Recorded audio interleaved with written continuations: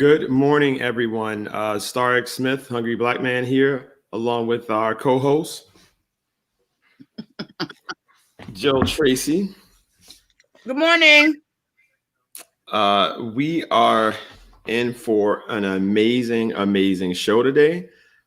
We actually have some really incredible special guests with Valencia Gunter, who is the CEO and the creator of Make the Homeless Smile, an organization that is literally at the forefront of ensuring social justice for thousands of people all over the nation, based right here out of Miami.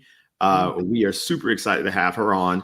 And then we have a real treat for you guys where Miss Carla Hall, Miss Carla Hall, who is one of the nation's most notable chefs, celebrity chefs, Emmy Award-winning chef, was the host of The Chew, an ABC syndicated, nationally watched show for years.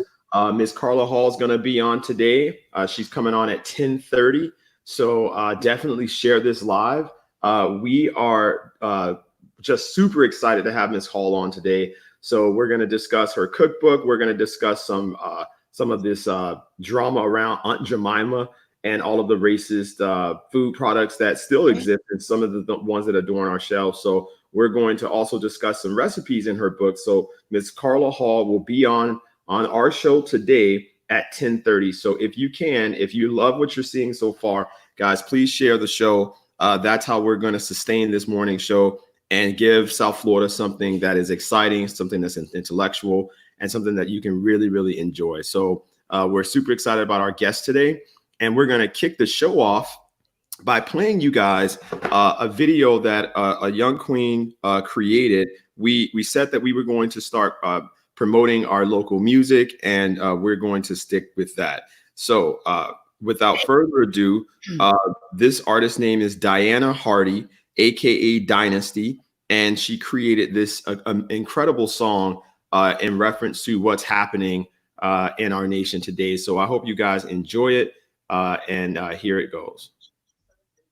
Want to hear it? Here it go.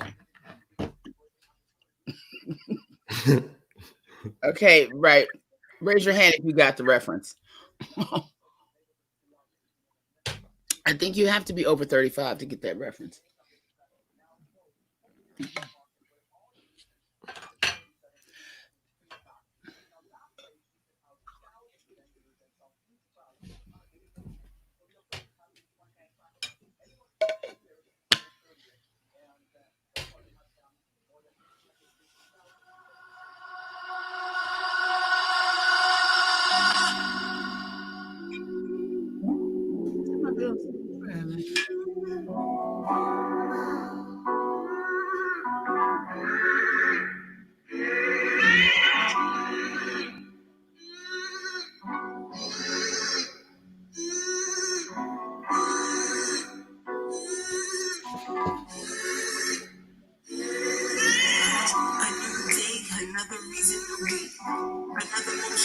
Brown body in the street. Took that precious girl daddy. Tell me how she gon' sleep. Knowing the kid died at the hands of the police. Part of me every means to his neck and his back. Every offense is multiplied just for being black. Wait, actually, I can't even say that. Cause you can be taken in your sleep. Imagine that, resting peacefully in bed. Body riddled with bullets and they turned around and fled. Sorry y'all, but I can't get this through my head. How these same people took an oath to serve and protect, but you still got I love that little girl. Protesters next. Bulls looking in the camera. What a flex. So now you gotta deal with the effects of a people fed up and tired of being oppressed, tired of being upset, tired of being depressed. The trauma that we carry is finally being addressed.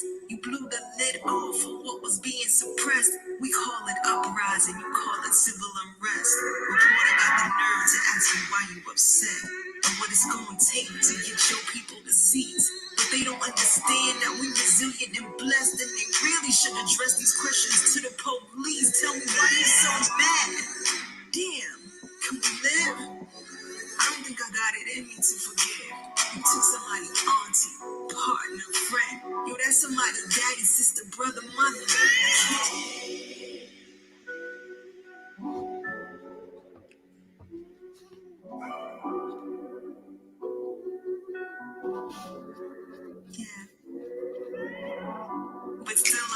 forward to the other side.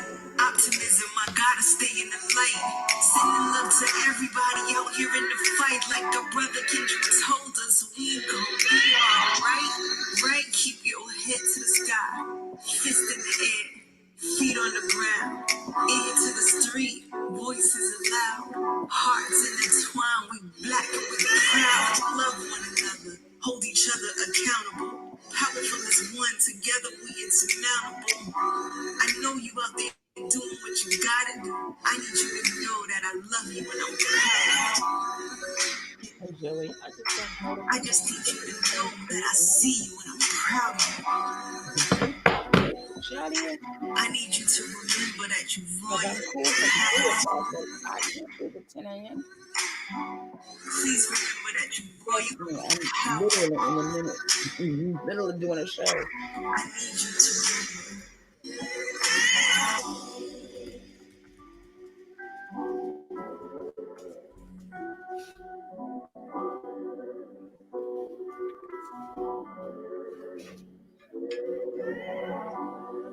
Oh, that's sweet. Right.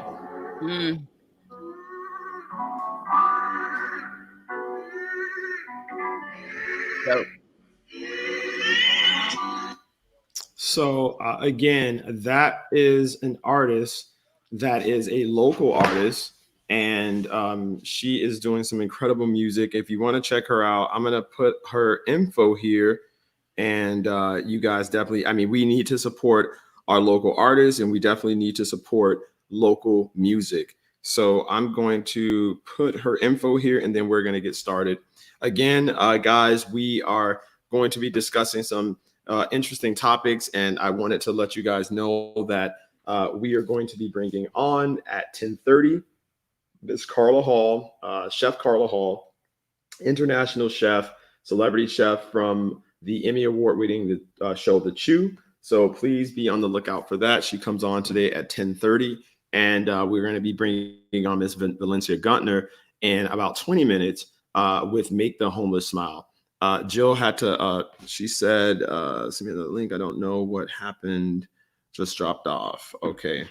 You click the same link, Jill. Click the same link. So we're going to kick off the show with our Karen report. And our Karen report today is a Kroger grocery store incident where a woman is blocking a Black woman from leaving the store for some ridiculous reason. We notice a rise in Karens across the nation, and it's really, really rising to the point of a national, a really, really serious national issue. And so there may be some psychological underlining issues that are going on with some of these women, specifically happening to white women. And so I think that that's something that we definitely need to research. So let's get Jill back on because Jill got knocked off. And so we're going to start off with that Karen report, and then we're going to go to our Sambo roundup. And that goes to this Sambo chef, this Sambo sheriff that is defending the shooting of Rayshard Brooks. That's another pandemic that's happening. Too many Sambos. Here we go. She's back. Not all right, Joe. Too many Sambos. Yeah, because I just watched, Rick's Scott, the Black Sambo of the Senate on just now with a bunch of Fugazi. And why is he the only one with no mask on? It's just too much. I'm tired of Tim Scott. He's such a disappointment. I thought that he would be like a Bush Republican. I was hoping exactly that he would be like a Bush Republican, but he's turning out to be just another Sambo. Because Colin Powell was a respectable Black Republican. Thank you. You know? Yeah. And to the extent Condoleezza Rice as well. Mm-hmm. To an extent. She was teetering on the... I mean, just the idea of Black Republican, is a contradiction of terms to a degree. All right. Which is why you oppose being called. Yeah. Republican. I'm a registered Democrat, but I don't follow a Lean lot of, I right. don't follow a lot of the Democratic. I'm a conservative Democrat. So if that's a term, then that's what I am. We're gonna play this Sambo report. Oh no, we're gonna play the Karen report for you guys now. This happened again at a Kroger grocery store, and we're gonna go ahead. My cousin's here. Okay, sorry. So yeah, we are really looking into this, and I know I say it in jest, but this is really becoming a series of problematic behaviors with white women. And it's just a big problem. So let's go to the Karen report, you guys, and let you guys see this, and then we'll get into our conversation.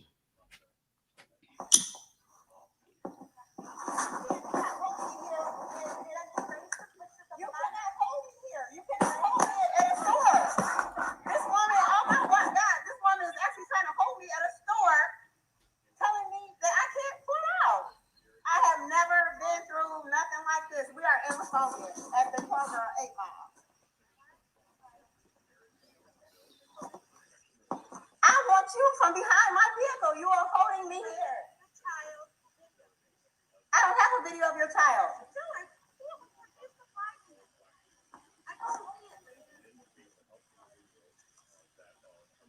Hey, how y'all doing? This is ridiculous. What? I have never been through this. I'm here at Kroger's. And I'm actually in the middle of my job. And this woman refuses to move from behind my vehicle. Listen, I am online. The way you talk to my kids in the aisle, you don't think they were well behaved, man. You have been very horrible, ma'am. And you're being very horrible. The police are tell you you're wrong. You can't hold me. How can I talk to the people? And I'm not able to leave the store. And I'm recording this. I'm recording this.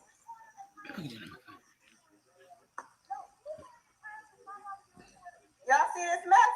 News was out here because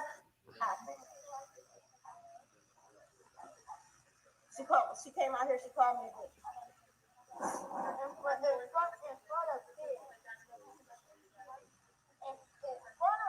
All right.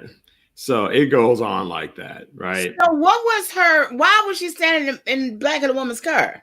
So she apparently felt disrespected in the store at the way that the lady's kids were behaving. And so she wanted to confront her about it, and she wouldn't move out of the way of the car. And she just stood there. And then she called her a bitch, and it just goes on and on and on. And so my thing is, they never called the police. They did, and it was too long to watch. I just wanted to give people, a little snippet of the Karens are out there. The Karen report. Now we're gonna immediately go on to our Sambo report, because Sambo roundup. And for those of you who are new to the show, every day we have a Sambo roundup and we have a Karen report, because these two things are national pandemics as well. We have Sambos that are out of control. These individuals are individuals that are problematic to our race, and they are creating some major issues when it comes to trying to find the right amount of activism and justice for our people. These people are literally fighting against that, and they're getting a lot of press. So they're coming out of the caves, they're coming out of the barns, they're coming out of the former plantations that they still live on. And so many of them actually live in former slave cabins, and they've dressed them up all nice. And so this guy definitely lives on a former plantation over in Savannah. And so he came out of his plantation cabin to share this with you guys. So let's listen to this bullshit that How can I answer people that are leaving comments? I noticed Janae was able to do it yesterday, but him. Oh, Jesus. All right, you guys, listen, this is going to be very, very difficult for you guys to listen to. It really is. So please, it really is. I could have vomited. We have to call these people out.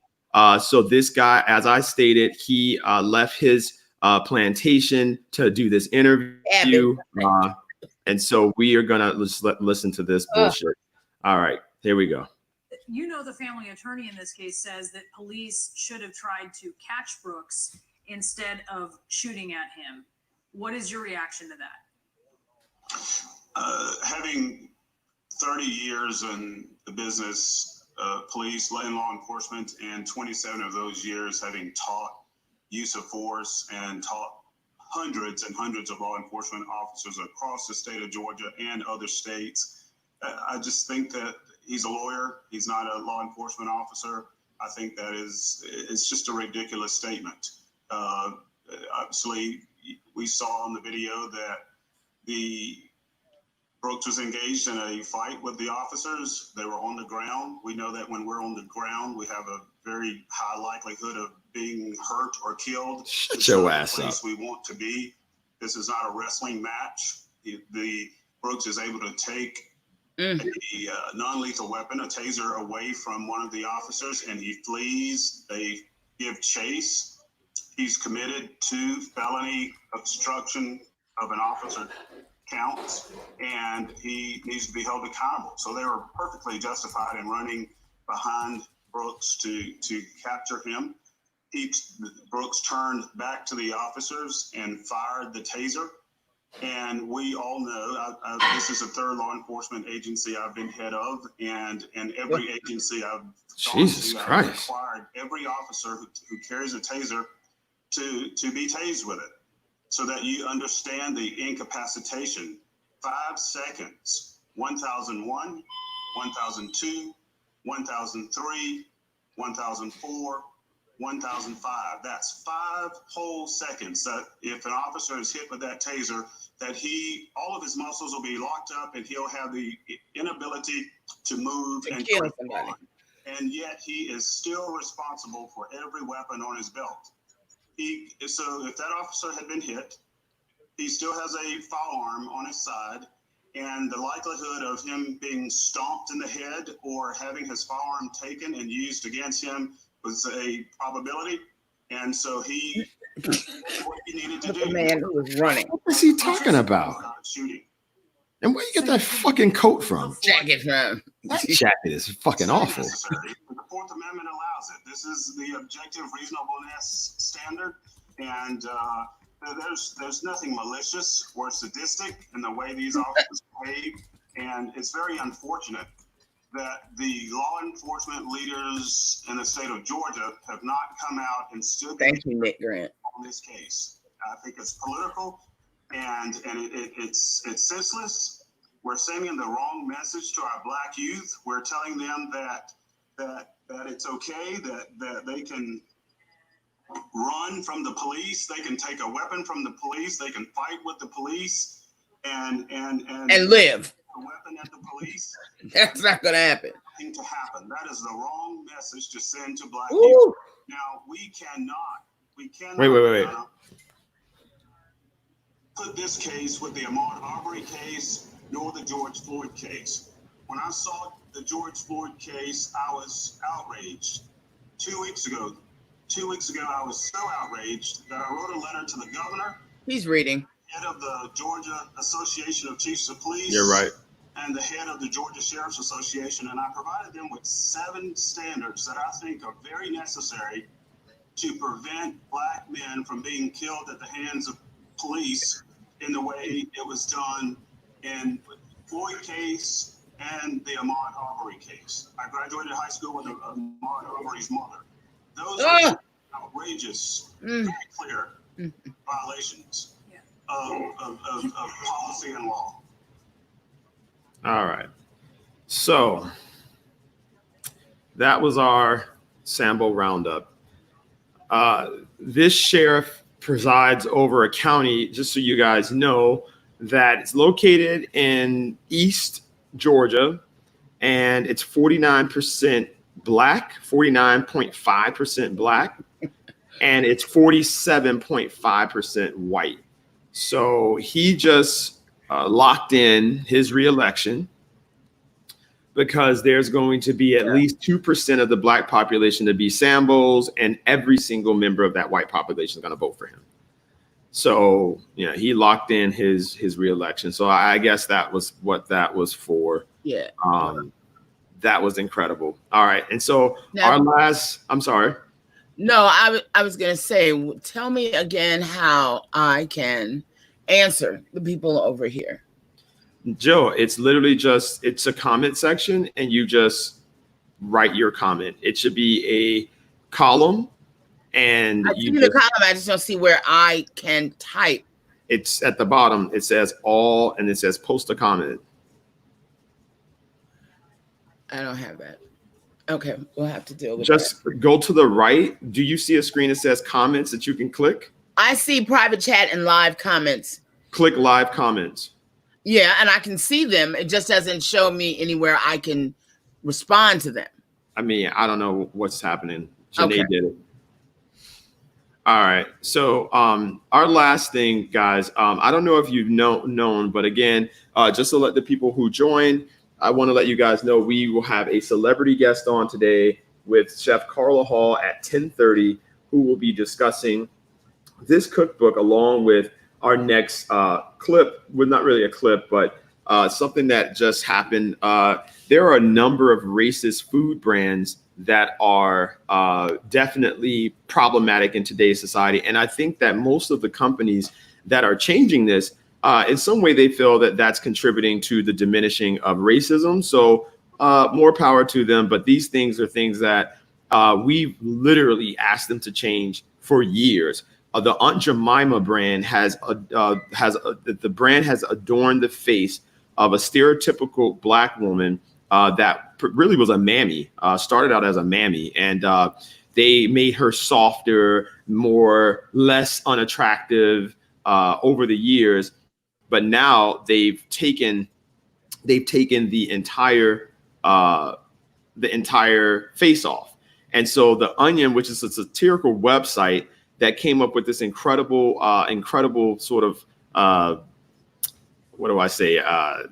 just incredible story behind why Quaker Oats did it. So I'm going to share that with you guys right now.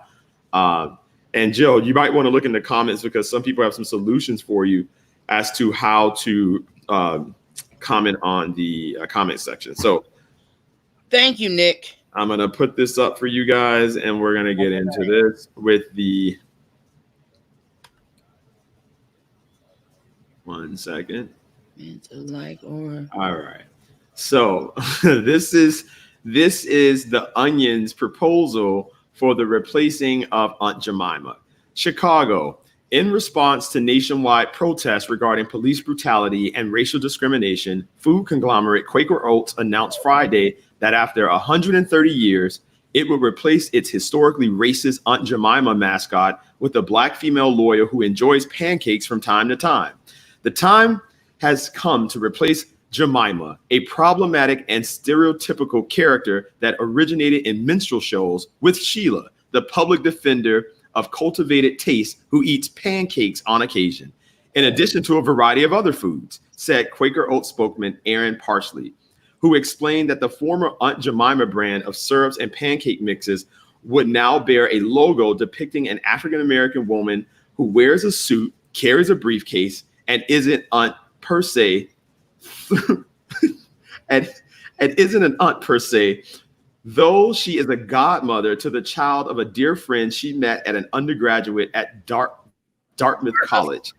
Our new mascot is based on several real-life Black women who are lawyers and eat pancakes some mornings when they aren't too busy litigating on behalf of the disadvantaged. You know what? While Sheila does enjoy our extended line of breakfast foods, that is only one small facet of her rich and complex identity as a human being. Sheila also speaks fluent Italian, likes U2, is bisexual, and enjoys cross-country skiing. Let us make it clear that Sheila never serves the pancakes herself, but now and then goes to a diner near the courthouse where waitresses and waiters of a variety of races serve them to her. At press time, Mars Inc. announced it would follow suit by replacing the mascot of its Uncle Ben's brand with a Black engineering graduate student. You know, I just don't have any words for that. I have nothing for that one. I love the onion. And so, you know, what's really, really funny about this is the onion's ability to really hammer in the absurdity of how brands are responding retroactively to something that has been just heinous for 130 years. And it's so disrespectful, right? It's so disrespectful. I'm sorry. Go ahead, Joe. No, I was going to say, you know, the fact that they find the need to revamp all of these should tell them they were disrespectful in the first place. And so then to replace them with things that are equally as offensive and comical just tells you there's still nobody at the table to make the decisions about doing this shit. That is the problem. That's why they keep getting it wrong, because they don't have Black folks at the tables to make these decisions. And then they have to keep going back and replace it. And I mean, every major corporation does it. I was talking the other day about Microsoft and the young lady that they had commissioned to do a piece on the side of their building who hadn't done it like quick enough. And they sent her an email telling her that, you know, they needed it to get done while it was still relevant. I mean, you know, there's a time limit on this paying attention to Black folks and their troubles. And we need you to get that up so that, you know, Black folks see that we are the friends of the Black community and you need to still be purchasing Microsoft products. So, you know, that again, we're dealing with like who's in the room to say, okay, this is not how you do this. You don't just respond, you know, every time you've gotten something wrong. At some point, you know, somebody has got to be the adult in the room and say, you know what, the reason why we don't have any diversity in our products is because we have no diversity in this room. So, and until we do, they're just going to keep stepping on their feet. And I think it cost them a couple of $1 million to revamp all of that stuff, but they don't get it. And so the question is, are they that invested in white supremacy to not make the real systematic changes of putting people in those positions who can help? Or, you know, I mean, that's it. That's really just it. Why do we keep circling the drain like this? That's the bigger issue. I don't want every company to now put somebody Black on the face so then they think that'll make me go buy it. I bought it when somebody Black wasn't on the cover.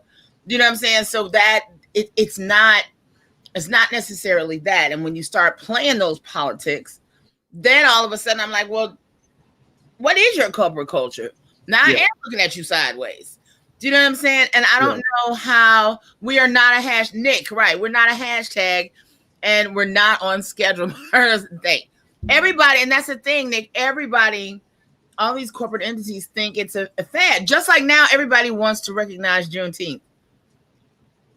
I'm sorry. And then they want credit because they are acknowledging. But you know what? Jill, I have a very, so like when disingenuous people unintentionally do something that's good, I start to kind of backstep in a sense, because I want more companies to promote that, because one of the things that I've been advocating for 9 years, and as you know, is Juneteenth being a federal and a state holiday. Mm-hmm. And so I love that the pandering is resulting in some actual items that we wanted to get accomplished. Mm-hmm. And, you know, I mean, the racism in food, which is what we're going to share with Carla Hall when she comes on, because, you know, as a Black woman on one of the few nationally syndicated talk shows, she's experienced quite a bit of that, I'm sure. But I don't want to talk for her. I don't want to talk for her. And I'm sure that a lot of stuff she probably can't reveal because she's definitely still in the industry. But, you know, you look at the other racist food products that are still out there. You got Chiquita Banana, right? Chiquita Banana with that salacious. She was actually really salacious and perverse. And that was the stereotype. Chiquita Banana and I meant to say, I mean, you know, the whole thing. That was hypersexual Latina. You know, then okay, you have. So stop on that point, right? Okay. I did not find Aunt Jemima offensive. I did. Oh, I did. Really? Yeah, because she was a fucking mammy. She was a very unattractive, homely woman. No, Okay. initially that's what she was. Let me show you the original photo of Aunt Jemima. It's horrific. Valencia, did you hear what he just said? Aunt Jemima was ugly. And no, I said she was unattractive. I didn't say unattractive ugly. And ugly. The difference? No, a big difference. Ugly is derogatory. So let me show you. Unattractive is complimentary. Let me show you. Unattractive can be resolved. Ugly can't. Oh, no, think about it. If someone uses the word, if someone uses the term unattractive, that could be resolved, right? And that's why you don't use the word ugly, because if someone's unattractive, you can remedy that, right? You might be unattractive to a vast majority of people because you decided that you wanted to change your hair a certain way, and people say, "Well, look, that doesn't look good on you. Change that," right? And so you change it. You can remedy that. You can change that, right? I changed my hair because somebody else said that's unattractive on you. I'm like, okay, well, yeah, and that beard is real unattractive on your black hair. So, and what? Right? I'll recurl my hair. So let me show you this picture. Let me show the picture. That is psychotic, but we don't have time for that. Well, but let me show you this picture before you start doing that, because you're not going to do this. We're going to show you. I need one of them horns from Reggae Club. Jemima. This was Aunt Jemima, right? This is how they made her look. Y'all, please watch this. Put Aunt Jemima, put your unattractive Aunt Jemima up there, please, sir. Hold on. You know, this was, and it was wrong what they did, you know, and that was how she was on that pancake box for years. Girl, yes, I got me a little light. I still need one. I need some more blue in this light. I had to put on lipstick because yeah. But thank you, V, for noticing that I got a damn light. All right, we're gonna invite you. This is how they had Aunt Jemima. This was Aunt Jemima. Thank you, Anthony Malcolm. That is a very good point. Here we go. Valencia Gunter in the building. Hey, Queen. All right, now I have several relatives. Sandra Tires, stand up. My cousin Sandra Tires is in here. Okay, we all have several relatives who favor this woman, and I would dare not call them unattractive. Are you kidding me? Who looks like that? Not that one. The other one. That's what I'm saying. That's what they were showing. Caricature. That's okay, but caricature. That's an unattractive thing there. What is that? I don't know that I necessarily want to go to unattractive. It's a caricature. It's like if somebody does a cartoon of you and and they exaggerate features. I'm not going to go to just, that's ugly. That's a matter of opinion. So I didn't say, but what I'm saying is that. And I guess that's your opinion. So I can, right. I just answered my own. The thing is that, something unattractive is not pleasing to look at, right? Ugly is something that is it's a different definition, right? Something that's unattractive is something that's not pleasing to look at. So the caricature that they created for Aunt Jemima was unattractive. It wasn't something pleasing to look at. And that's why I didn't use the word ugly. How many women were Aunt Jemima was based, let's just call a spade a spade. Aunt Jemima was based on probably a slave a picture from back in the day of the big mama of the plantation. That's probably where that image came from, right? So that you're saying that woman is unattractive.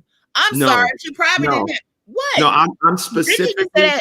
I'm specifically referring to the caricature that is placed on the Aunt Jemima bottle, right? The initial character, right?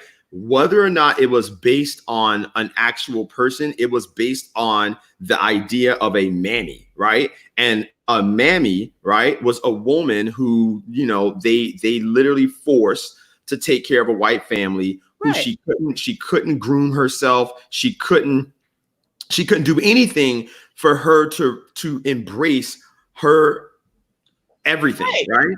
And so taking that away, and now I'm exasperating the features of that individual and putting it on a bottle, that is a problem, right? And that person as interpreted on that bottle was something that was unattractive. It wasn't that Aunt Jemima, it wasn't that the the loosely based person, whoever they based it off of, was unattractive. I'm talking about the icon, right? Not how it got there, not how it was derived. The initial icon that I just showed you that looks almost inhuman was the thing that I'm referring to as unattractive, right? But we can't really, you know, that other piece is let's put Valencia on. And it's all subjective, but you know, but you understand, I'm not calling the loosely based historical character of Aunt Jemima unattractive. You made that connection. Yeah, I'm talking about the image that we all know and love from the pancake box. Well, that's not what I'm talking about. We're talking about why it's offensive, and that's the origins of it, and that's how it started. So when I was talking, I was referring to how it started out as that reprehensible caricature, and then they changed it because there was an outcry from the Black community saying that particular, it was changed. It changed to that woman. So who do y'all want on the pancake box? Beyonce, bitch? I mean, really? No, we don't want. Why does everything about? Why do we have to be somebody's idea? That woman exists. Hey V. Hey. Hi, babe. I'm great. How y'all doing? Good to see you. Welcome. Did not exist. She did not exist. Nancy Green. It was a model. Nancy Green. That was. I don't think the original character was based off a model, but the second version was. And I think my biggest thing was, regardless of how she looked or not, why the hell they didn't cut this woman no check, no type of royalties or nothing? Well, you know, that's like I believe, and I know, like people like, oh, this and the third, but Nancy Green was the model off of that. And it was based off of her image, and I feel as if she should have got paid. They could at least did that. Made her family got some money or something. Girl, we still trying to get paid nowadays for using our likeness. So, you know, that's, and at that time, I mean, that was practically unheard of. I just take great offense to you saying that she was unattractive, and that's the unattractive. Like we all got to be done, up and snatched up to be attractive to somebody else. You gotta love all this. You gotta love all this. No, Jill. First of all, I was very clear.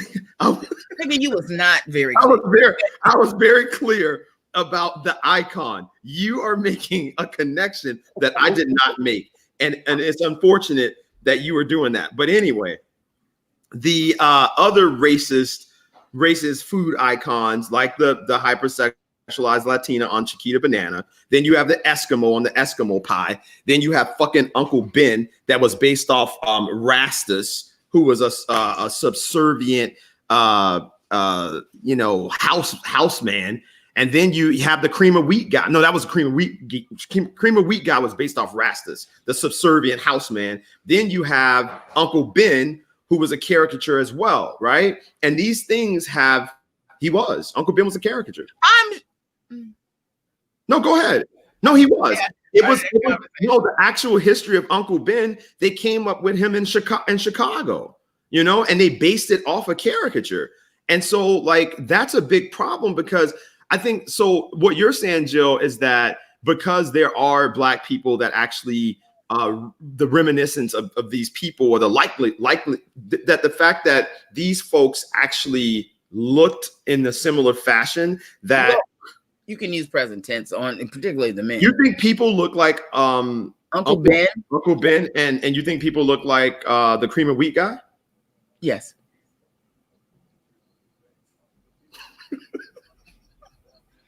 Yeah, in the comments, anybody in your family, somebody else's family who look like Uncle Ben or the cream of wheat man, just, So you're saying that there are people that look like the character Samuel Jackson played in that movie right now.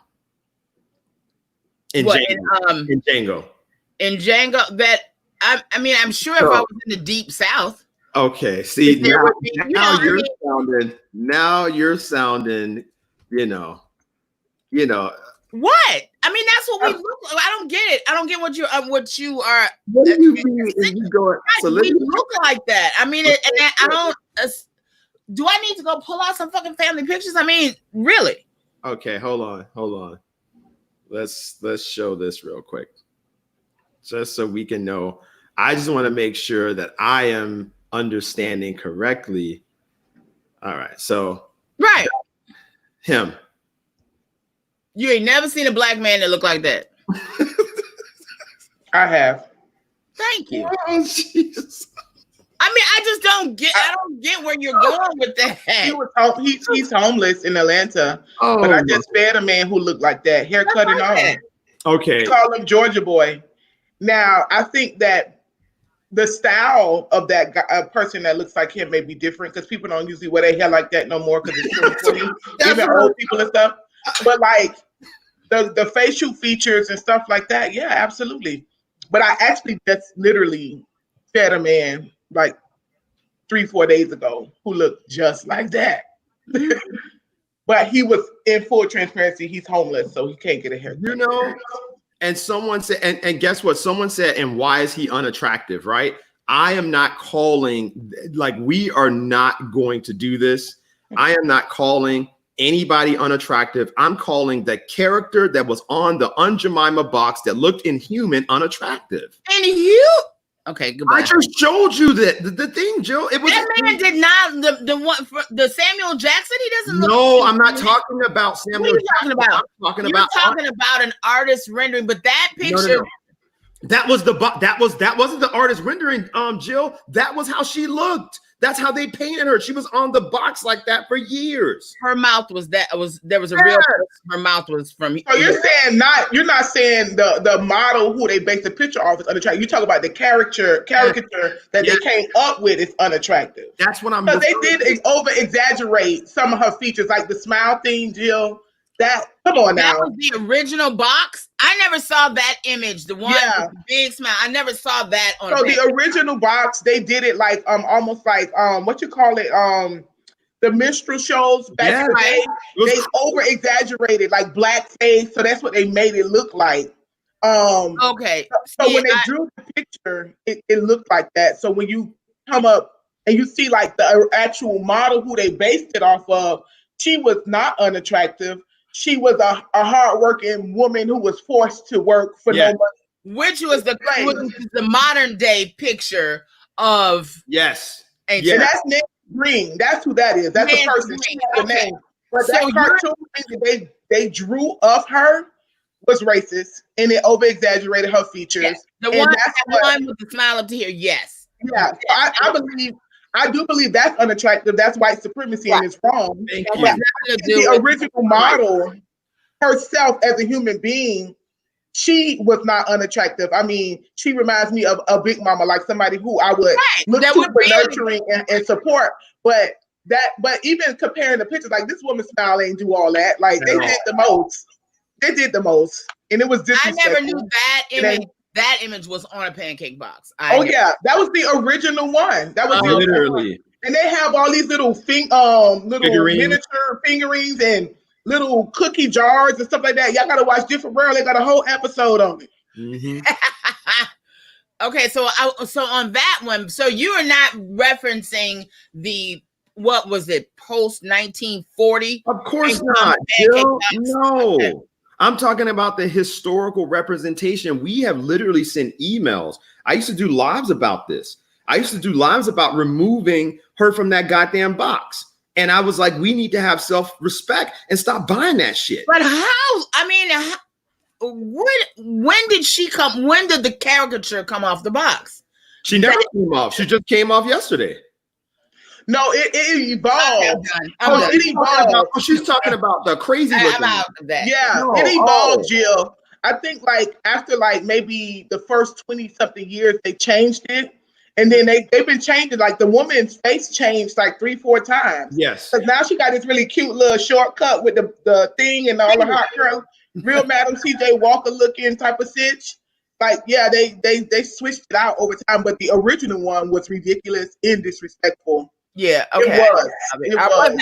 Right. I thought you were referencing the one in our lifetime. No. And that I apologize. I didn't give you the background. It's just that I've been literally in this fight for 5 years. Yeah. I've been emailing folks. We've tried to I got really mad at Black Enterprise because I went to their golf tournament over at I went to both actually. I went to the one that they had at Doral, and then I went to the one that they had at the Breakers in West Palm Beach. And consistently, they had Pepsi as a sponsor. And it was very disrespectful when I would see the Aunt Jemima. They would have all these like activations and things built up of things like giveaways. And I was just like, how could you partner with someone that's having someone that was based in this very racist caricature that, of course, you soften the features or whatever you did to try to not make it as horrific. But guess what? It's still racist. She is based off of a mammy at the end of the day. So take her off the box, because nobody black is getting royalties from that. And a lot of folks, do you know there is a group on Facebook called Good Old Soul Foods. It's over 1 million members. And so I used to do lives there. I used to put things there. And I put a post up that said, hey guys, give me every black owned brand, right? Give me the black owned brand. And you know what was crazy? You know how many fucking people put Aunt Jemima and Uncle Ben, but dead ass serious? And they were like putting that, and I had to literally go through, and if I could cry, I would have cried. I had to go through my nap. It was so many posts that we had to go through and tell them it's not black owned. Just like Stubbs Barbecue. You know, people think Stubbs Barbecue is black owned because there's a black face on it. And it's so unfortunate that black people, when they make their own brands, that they don't put their faces on there. Because now if you put, because they do the opposite, because we think that, hey, you know, it's been such a racist history. I don't want to put my face on there. But we should, because now apparently that's how black people shop when they go in the store. If they see a black face on a box, they're more likely to buy it. And that transitions us into our conversation for the day, V. We're going to have to bring V back on because Carla Hall's coming on at 10:30, and V has a lot going on, and we want V to share some of the things he has going on. So I'm going to turn it over to V to talk about what she has going on, and we're going to talk about a big announcement once Carla Hall gets on about the establishment, Jill, of a black-owned grocery store. We talked about this yesterday, and because this is a show about solutions and action, and I'm really speaking to Paul Wilson when he was like, I'm trying to see where this conversation is going. One of the things that we're doing on this show is that we don't talk bullshit. Once we go on these rants and carry on after the show, we write down, we email, and we follow up. And we are going to establish an all black owned grocery store where all the products will be black owned. And the owner is Gigi's of Gigi's Musical Cafe. And her daughter Simone is going to work with me and working with myblackpantry.com to get all black owned products in the store. So I'm going to follow up with that when Carla Hall gets on. So I'm going to let V. And V has a major announcement too. He has a lot of announcements. So we're going to let V take over for now. And then we're going to segue with Carla Hall at 10:30. Okay, V. Hey, y'all. One, that was a good debate. Not often that I'm able to do that. For those who don't know me, I'm Valencia Gunter, or V. And I do a plethora of things, from advocacy to activism to shutting down highways to changing legislation. I know in the last few weeks, we have seen the uprisings. I know a lot of people have been questioning it. Some people disagree with the way it's going and this, that, and the third. And my whole spiel around it, and some people may disagree, I'm just happy somebody out there doing something, right? It's too often that we sit around and we think that just a hashtag is going to change something. Like, this takes for people to get extremely active, get out in the street, bring a lot of awareness, for us to even get the attention of decision makers, for us to go to the table. A lot of people don't understand that. So what's next? What's next, right? What a lot of people probably didn't see, it was always demands attached to the protests. Mm-hmm. Always, right? For many years, even when y'all saw Trayvon Martin, right, which to me sparked this new version of movement, especially the Black Lives Matter movement. Mm-hmm. Trayvon Martin, Mike Browns, and things like that, which was 9 years ago. Mm-hmm. These situations actually were the spark of a new conversation.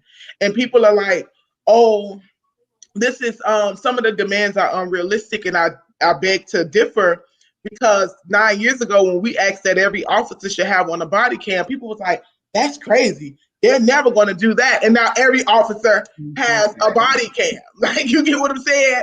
Like, it can't happen. And so, like, I have been just pushing people to think about how we can dream and reimagine what America looks like without violence. And that's from state, that's from community, that's from whatever. So some next steps for Miami specifically and Florida specifically. One, the budget it's budget season. For those who don't know, and I know people are not involved in the everyday politics or whatever, but I am. Please explain what budget means. So budget season is like the 2-3 months before the mayor announces the set budget for the next fiscal year. And this is the time where people go back and forth to commissioners and to the mayor, and they make suggestions and or demands on what they want our tax dollars to be used for in our county or your city or your town or whatever you live in. So in Miami-Dade County, we have an $8.8 billion budget. $8.8 billion, not million, $billion budget. And our mayor and our county commissioners actually have to sit down and negotiate what this $8.8 billion would be used for. Now, the thing is, people be like, well, we can use it for this, we can use it for that. It's, you know why it never goes to the things that you want it to be a part of? Is because you never take a minute and focus in and be a part of the negotiation process. That's budget season. So right now, like every week almost, they're having these subcommittee meetings, discussing things, figuring out what this money is going to go and how it's going to be put into these buckets. It is very important for you to participate right now. Right now. I think the budget comes out in September. So from now until September, you need to be extremely active and not always having to attend the meetings. I mean, I attend the meetings, but I have time to do that. And I understand people have to work and not always have the capacity to do so. So, but you can send an email to the county. You can register and just say that you're in favor or against something. You could do those type of things. I usually post a link for people to participate because everything is being done virtually. Yeah, I was gonna say, is there, like you're doing the meetings, is there a way that you could provide, okay, on Monday, these are the things that were discussed, and just, a short paragraph, and, this is what it would mean for your community, this is what it means in the big picture, and if you have an opinion on this, please register it at, or share it with me and I'll do it. I think that would be, it would be a great idea, and it's something that's needed. But honestly, I don't always have the capacity to do it. I wish I could get better. I've been trying to do better with like posting that the things are coming up and that you could participate. Right. But like trying to flush through these agendas and everything, and then the fact that although I live in Miami, I do this across 5 counties. So is a whole lot. First of all, you need your own team, but but that does bring up a point. Does anybody do that? Is there any way to get that resource? Because so many times, people are not. I find from my space that people are not engaged because they just don't know. And just like you said, you're in it and you don't have the time to be able to cover all of that. And I've always wanted to figure out a way, like, how do we get the information to people who don't have the time and just need it broken down into, these are the key points of this legislation, what it would mean for you, where this budget will be spent. If you, chime in here, you know what I'm saying? Because it is so complex. Yesterday or the day before, right? I shared that when I got furloughed in March, I went, everybody, first thing, apply for food stamps and apply for unemployment, right? That process is so horrifying. Oh, yeah. It is so demeaning. It's like it's like you're trying to apply to be a resident or something. So much of it is unnecessary, has nothing to do. That is once you stop the runaround. Yep. Once you finally get to somebody. And so, being in, like, it would have helped, but I wasn't desperate. Do you know what I'm saying? I would not be out. So, but in the whole process, I'm thinking, about somebody who, if this doesn't come through, they out. Yeah. They got that on their mind. Plus, they got to deal with the drama and just the disrespect Right. that they treat you with when you call. That's right. And I was like, you know what? Somebody needs it more than me. I'm not even going to deal with that. But just the weight and the exhaustion of that for that first 6 or 7 days I was doing that, just changed the whole game for me. Right. Because the people who need the help the most are not getting it, and they get a nasty attitude with it. That's right. So where somehow or another we got to figure out how we can disseminate this information. Yeah, it's a lot of organizations that try, like Catalyst Miami, Community Justice Project. They usually try to post things on their social media, but the stuff comes a mile a minute. Like every day I get on a 10:30 call. Every day. Like as soon as I jump off here, I gotta get on a call to talk about what's moving.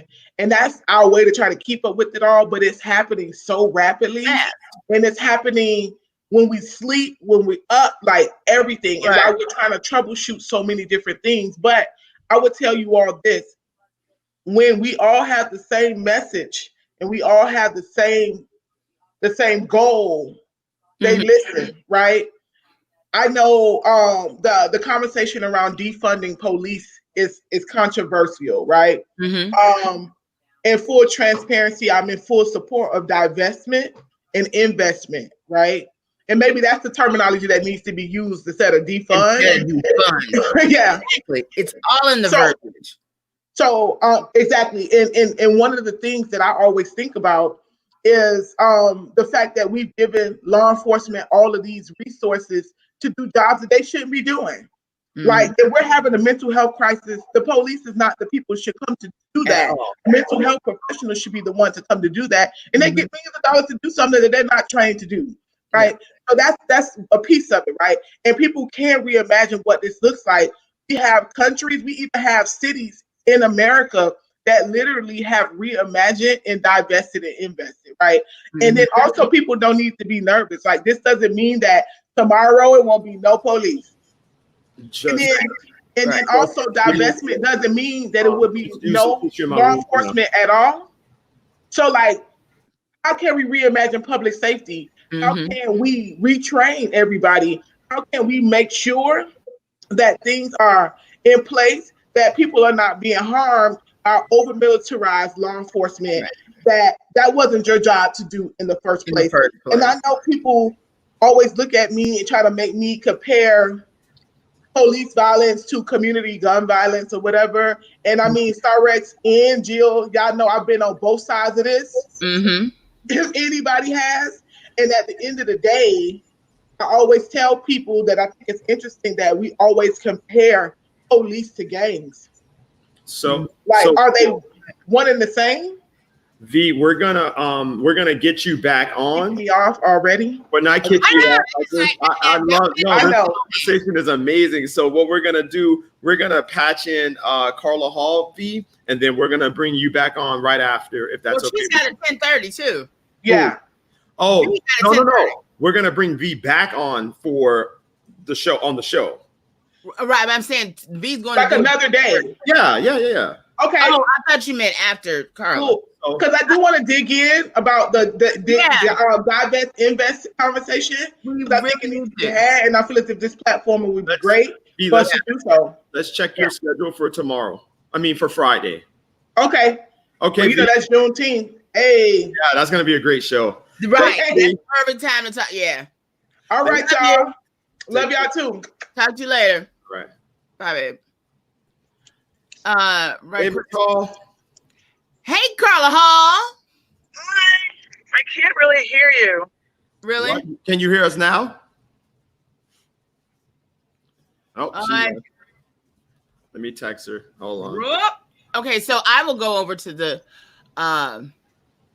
comments because I just feel I hate that. Like it's like people talking to you and you ignore them. Oh no. Not you. I'm not talking to you. Okay. I'm saying in general.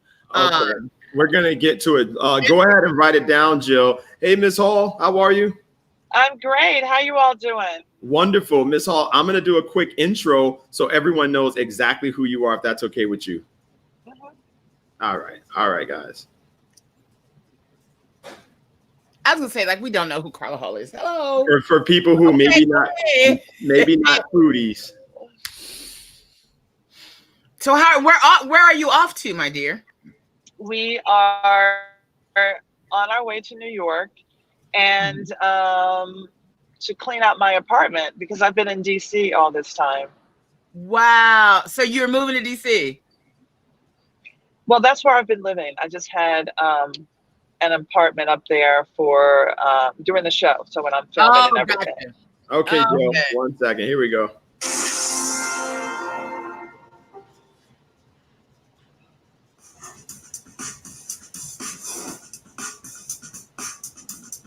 It's my upside down apple cake. He's the fun-loving, Emmy Award-winning co-host of The Chew.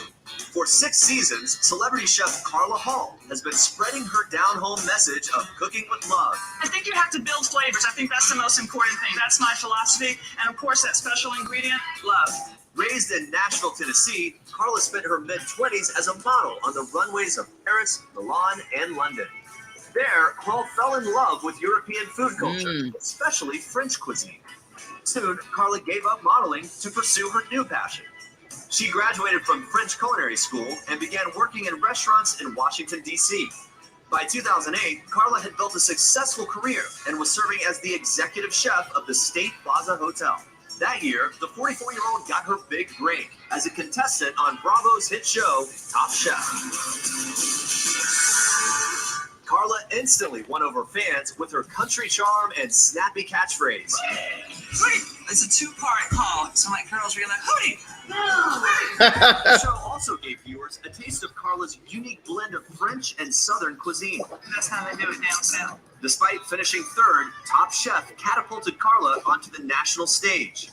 In 2011, she was named co-host of The Chew, and over the next 5 years, she published 2 cookbooks and launched her wildly popular Brooklyn restaurant, Carla Hall's Southern Kitchen. Order up!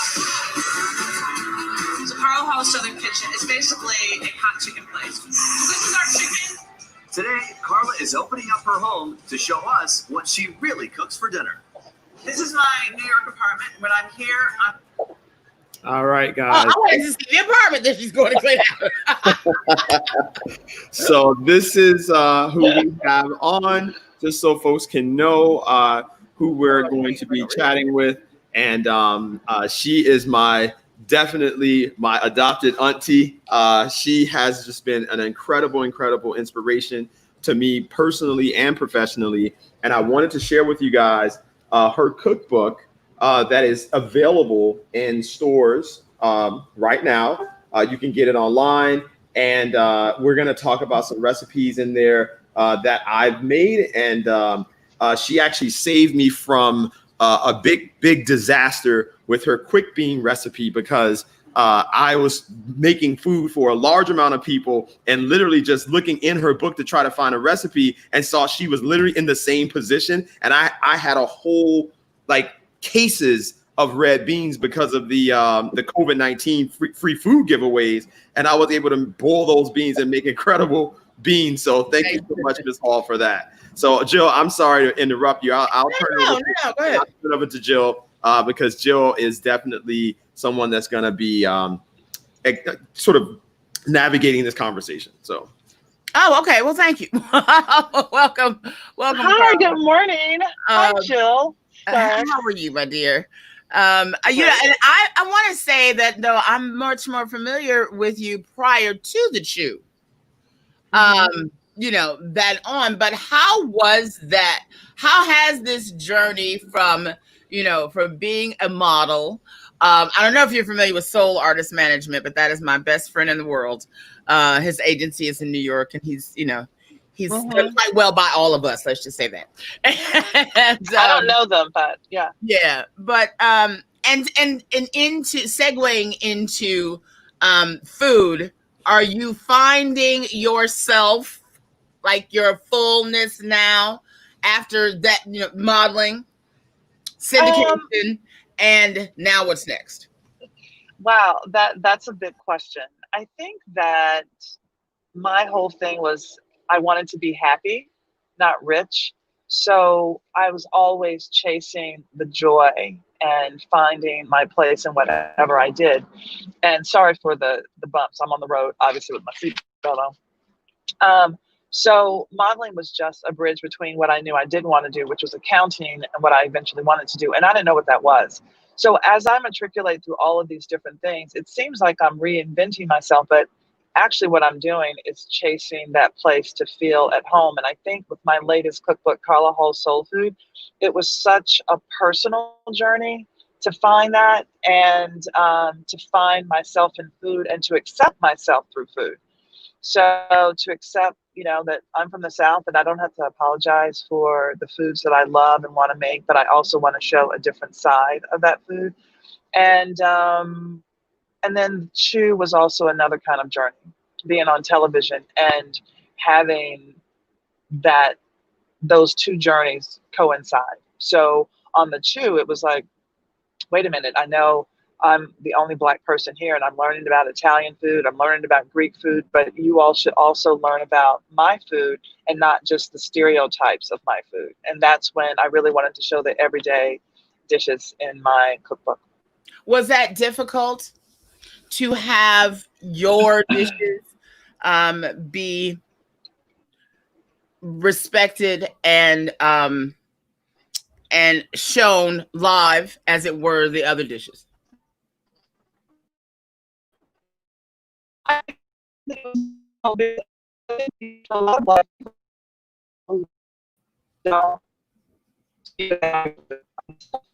people don't one,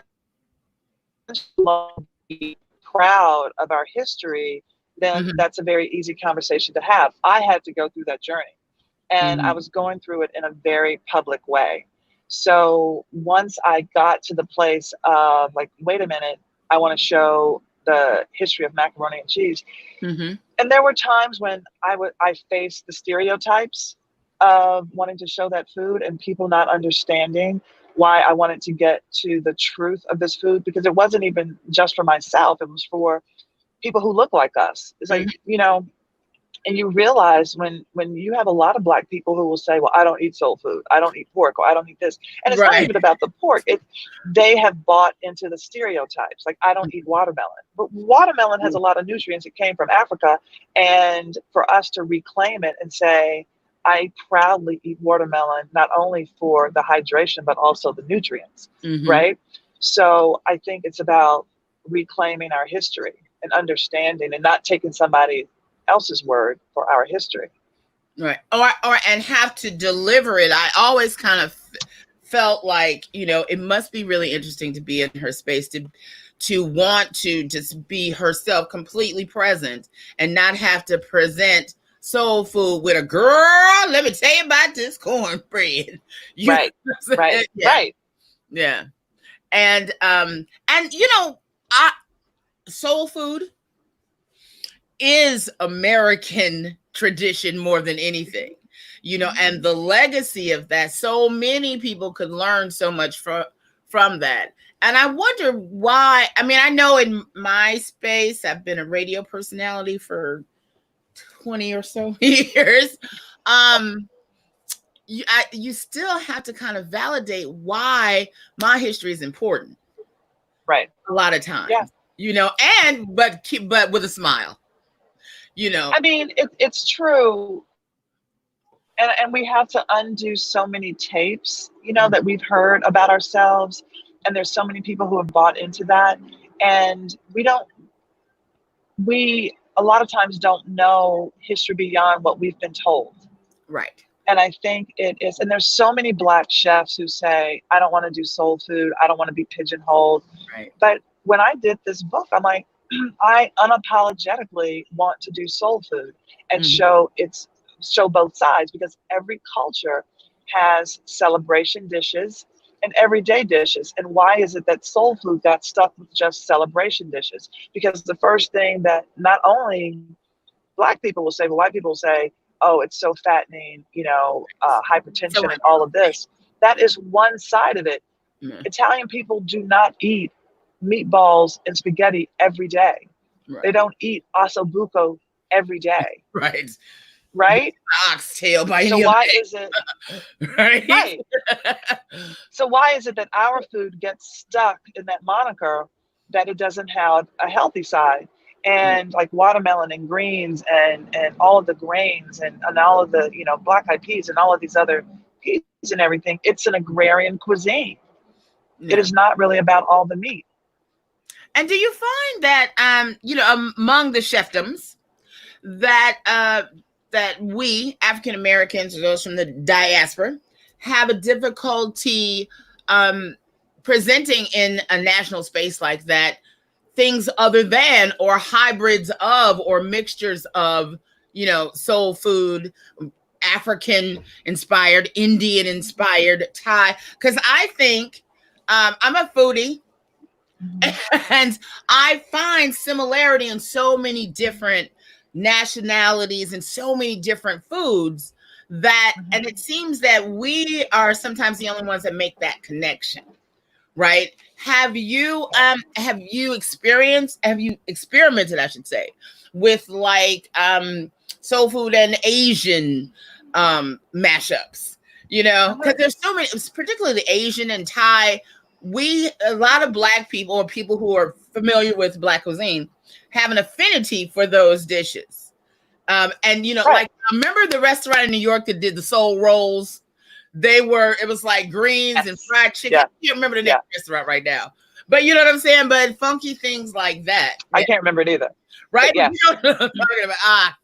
It'll come to us both later. But I think fusions, But I think with their lives, fusion. But the spice root, right? When you look at the spice root, and look at where the spices came from, it is very natural for us to fall into these other cuisines. And so I think chefs are doing it. And when people think soul food with Chinese or Asian ingredients, I mean, think about the Caribbean and think about who was there and what foods came through the spice route. And so it makes so much sense. And but it's also about us learning our culture, and so that we can share this. And so people don't say, "Oh, I can't believe you put curry in whatever, blah blah blah blah." Curry makes so much sense in the Caribbean, right? So I think it's about us learning our history and why we should be proud.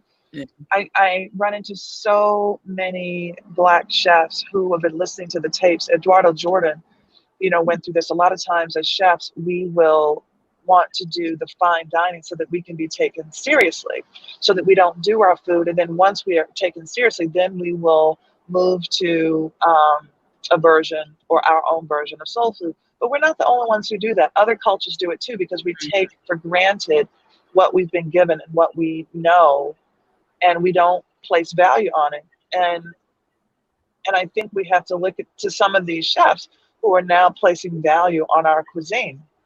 So, and that's been a movement quite some time. J.J. Johnson, Marcus Sanderson. I was going to say, because, Red Rooster is about to open in Miami. Or it might, no, it's not open yet. I think they were going to open right before COVID became a thing. It opens on Friday, actually. It opens this Friday? They're doing a Juneteenth opening, and Marcus is actually going to be here for it. Oh, well, that's good. Thank you for telling me in advance. That's amazing. Yeah, and there's so many women as well. There's so many women chefs who are doing the same things. So it's a really good time right now. To lift our voices, appreciate our history. I kind of lost her. No, she's there. She's driving, guys. I'm sorry. She's on the okay, so maybe she's driving. Did I leave? Hey, so Jill, I'm gonna just chime in really quickly. Again, for those people who are just logging on, we have Chef Carla Hall here. Is there a delay? Yeah, there's a delay. But you're fine. Okay. We have Chef Carla Hall here, guys. This is her cookbook. It is available in all major bookstores as well as online.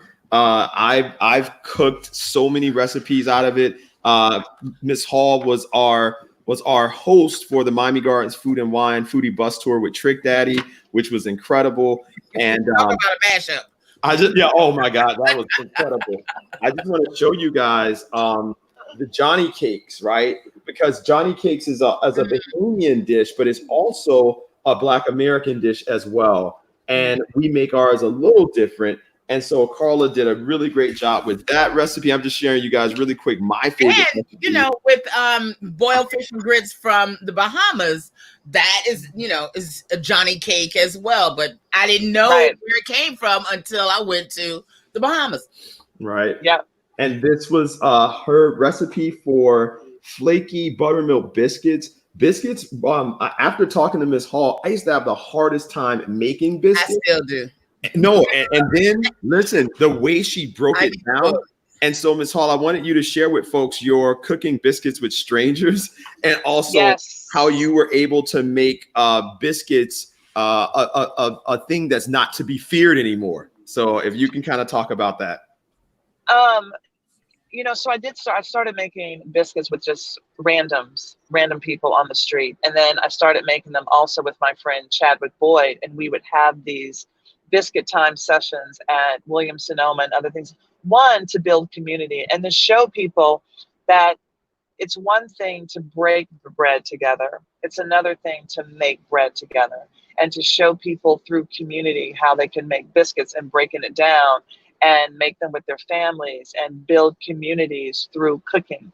So that really is what it was about. And even though my recipe hasn't changed in the last, 20 years, the techniques have changed because I want people to understand how to make them. And we're losing these skills. Yeah. And so once we get back into the kitchen, it is, and I think that's what's especially wonderful about this sheltering in place time that we've been at home for 2 months.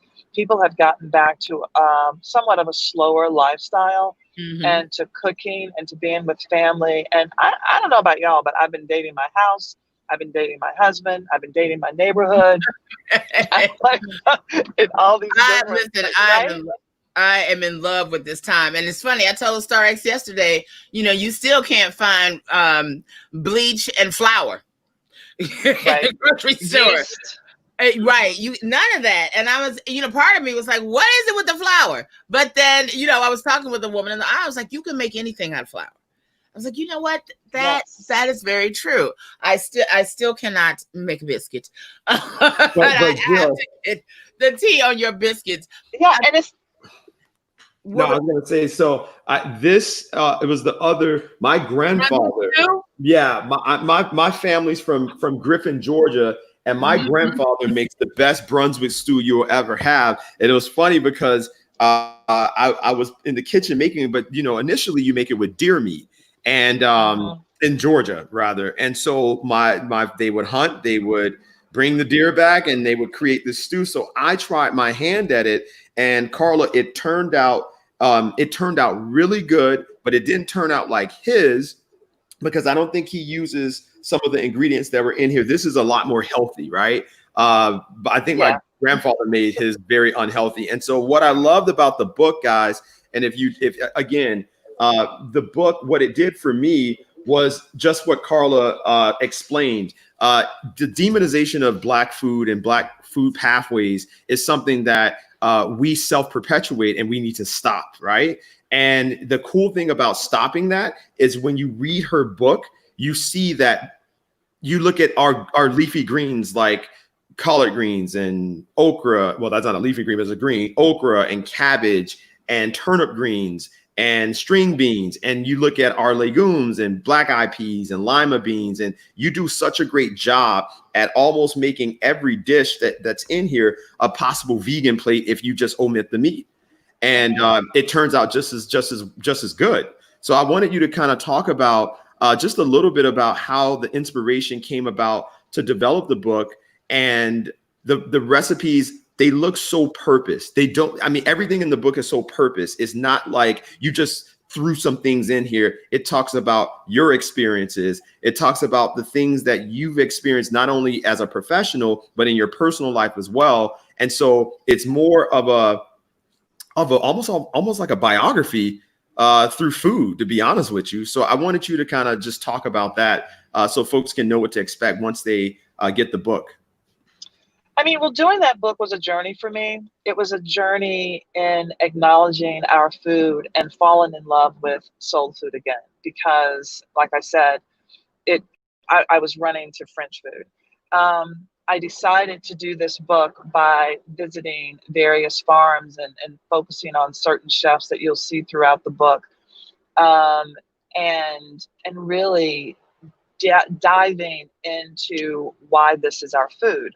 So one of the things that I did on this road trip, and I went to 5 different states. I was in Georgia, Tennessee, which is where I'm from. I was in Mississippi, and I'm gonna lose all the places in my head. But so one of the things that I was meeting farmers, and I didn't have a plan other than to go and to meet these people. And I would take food and actually create.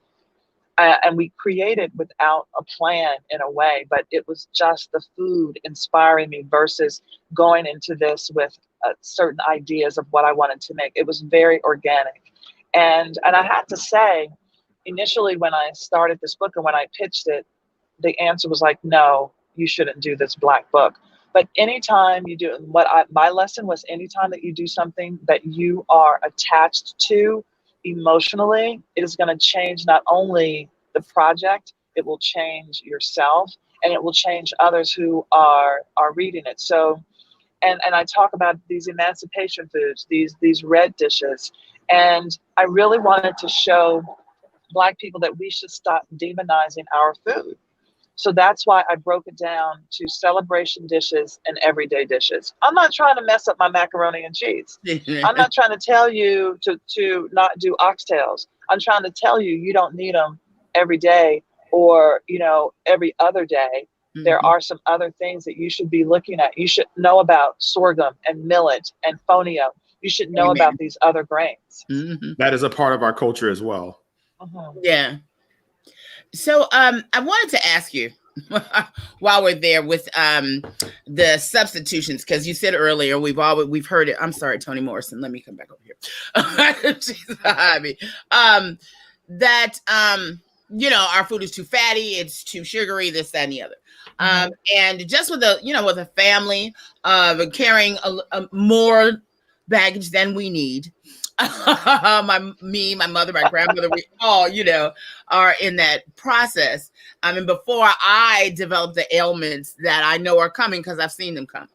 I've just been experiencing with a lot of different things. One of the things that the most effective I found to date has been the Pritikin diet.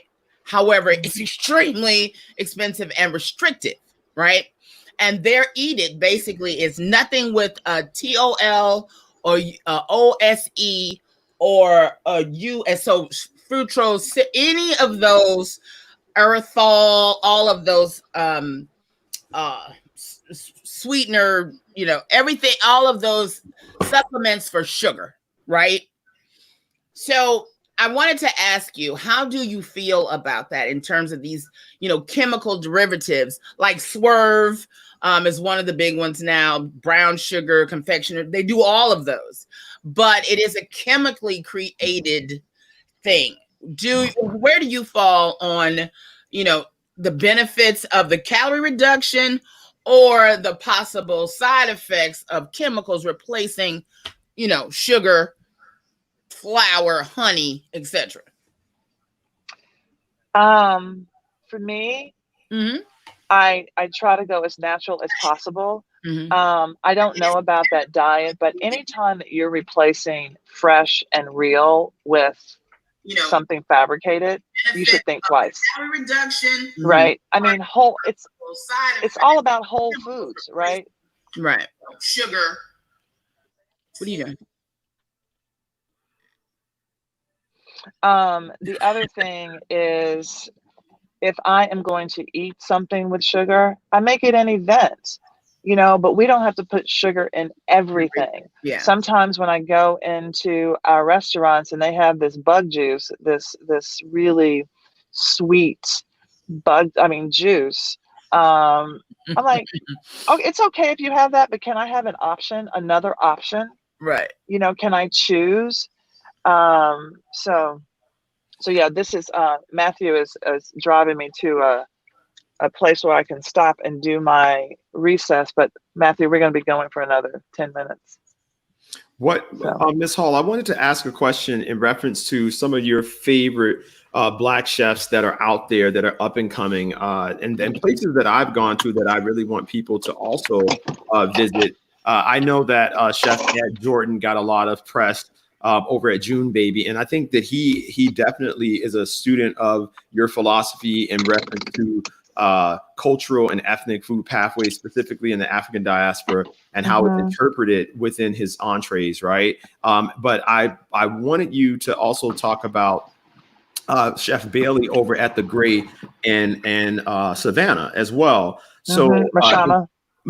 So when you look at Chef Gray and Chef Jordan and Chef JJ over in New York, and all of these chefs that are millennials, right? And millennials, we're aging as well. All the 80s babies are staring 40 down the barrel. So we're no longer going to be considered to be young per se, but these in the chef world, that's young, right? And your early 30s and mid 30s. And so I wanted to know from you, what's your outlook on the industry, given the fact that these young chefs are definitely doing some things that are groundbreaking and not leaving their culture. And I think that's an example of what you shared.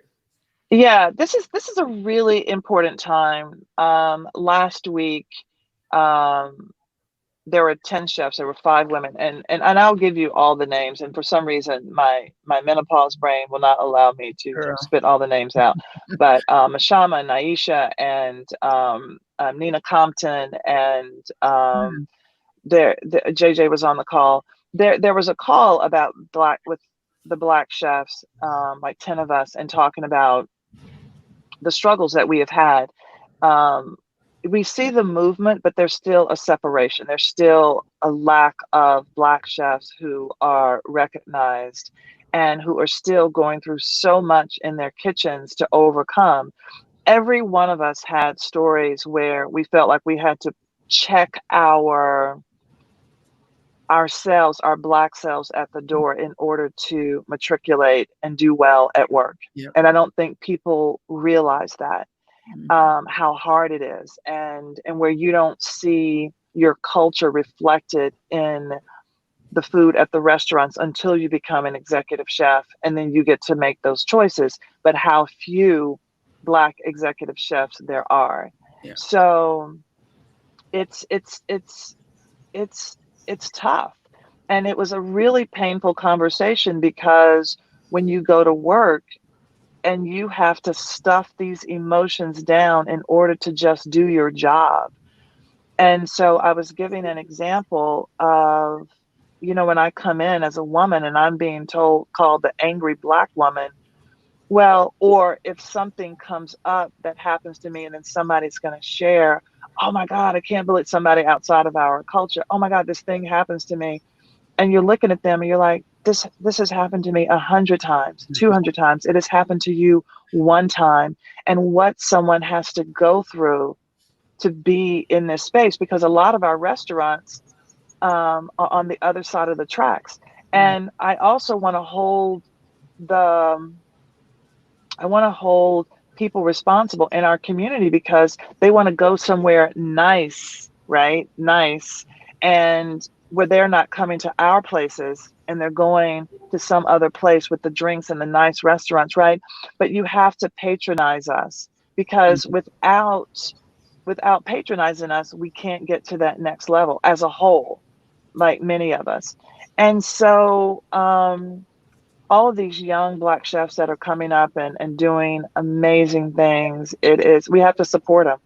I mean, we really have to make it a point to support them and seek them out.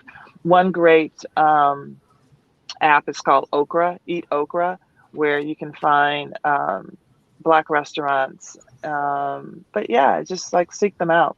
I think this is a good time where we will learn about many more, and hopefully many more will come through the ranks. On yesterday's show, we were talking about the need for Black-owned grocers. We were talking about the need to connect Black farmers to restaurants, and the reality of now connecting Black restaurants to Black-owned products. And so we're actually working on a site by the name of myblackpantry.com, where it'll be a one-stop shop for all Black-owned seasonings and products and sauces and things of that nature. Why do you think or feel that Black-owned restaurants are not connecting with Black-owned seasoning makers and oil makers to start more of a cyclical economic sort of relationship, where our Black-owned restaurants tend to continue to buy brands that traditionally do not support or even sponsor food icons like yourself? I would love to see like a Crystal's hot sauce have a contract with Chef Carla Hall, or McCormick's lemon pepper, or Laurie's seasoning salt. You know, these brands that we're married to, they do absolutely nothing to support or enhance the Black food ecosystem. So I wanted to know from you, where do you think the change starts, and how do you think we begin the process of breaking away from these brands, or at least demanding more from them, or double downing on supporting our own seasoning and sauce makers? It's so funny that you mention Lowry's and the lemon black pepper. When I did my cookbook, I approached McCormick, because it would have been 100 years that they were in business. I think it was 100 years. And I was like, what better place to partner, right? But it didn't happen. So you know what I did? I said, okay, I'm going to give the recipes in my book so we can take our power back and make our own seasonings with less salt, right? So you know, because the sodium and the sugar in our community. But I think that when you are in a restaurant and you are ordering, the reason that people are going to these brands is because when you order in the big box stores, or for every invoice, there's a cost to that, right? So there's a cost to having one invoice versus 10 invoices. That's the business side of things. You know, if you're picking and choosing the efficiencies, and I'm not saying it can't be done, but I'm saying that the easiest way to do is to go to one place, order all of your food, have one invoice, and then you pay that, because you're not going to pay for it necessarily in the front end, but you will pay on the back end in accounting and other places. So that's the real side of trying to figure out how to support these businesses. But I think the idea of having a grocery store or one of those companies with Black owned products where it's one-stop shopping, that is what will really help restaurants, right? You're pulling them all together so they can have that one invoice, because you're now talking about all the accounting and all of that. When you have separate invoices, that's real. That is a dope idea, because that is usually the number one reason why we fail. The other thing, guys, and I'm going to get to the question, because I know we're winding down. In Carla Hall's book, she does something that's really cool, and she creates celebration menus. And I want to show you guys that she has Juneteenth there. And so Juneteenth is on Friday. So if you get the book, you can definitely create these menus. She has Sunday supper, she has game day, Thanksgiving, holiday dinner, summer cookout. It takes away Easter, New Year's, spring brunch. And so the Juneteenth menu is we have a watermelon juice, tomato, cucumber, and dill salad, succotash salad with corn and lima beans, which is delicious. If you've never had a succotash made properly, and it's a really interesting history behind that, because it's a Native American, Black American connection there. Red cabbage and beet slaw with horseradish, piri-piri. Well, that sounds good. Watermelon salad with radishes. I'm not a fan of radishes, so I'm interested to see how that comes out, Chef. Darius Cooks does a great radish hash, replacing potato radishes. Yeah. And we have flaky buttermilk biscuits and strawberry cake. I looked at the recipe for the strawberry cake, and it looks amazing. And guys, just so you know as well, one of the things she does, and you guys have to try sweet tea soda. That thing is delicious. That thing What? is delicious. No, that sounds No, with when I made tea and sparkling water. no, Yes. it's So well, you make a simple syrup with the tea and the lemon juice, and then you add sparkling water. And the idea is that the sparkling water cuts down the feeling of the sweetness. And it really is delicious. Stark, thank you. I love that you said that. I keep ginger simple syrup and elderflower simple syrup. Oh my God. What? Yes. Yes. High five. Yes. Okay. Yes. It's the best with sparkling soda, with sparkling water, and then you do the different flavors, kills all, you know what I'm saying? And you use so much less than if you drink a soda. Yeah, that's right. So I have we have 5 more minutes left, guys, and I just wanted to touch on the last portions of the book that she talked about, and that's so important. And now that you said McCormick wasn't willing to do that, we're going to make sure that we double down on the opening of a black market that we're doing here, right in South Florida in Sunrise, an all black market. But I love the fact that you have poultry seasoning. You have, oh my God, I'm sorry, I forgot about this. I cooked this on 2 weeks ago. This was the cracked shrimp recipe. Carla, dude, listen, that shrimp, Jill, I gotta make it for Jill. I'm gonna make it for Jill and bring it over.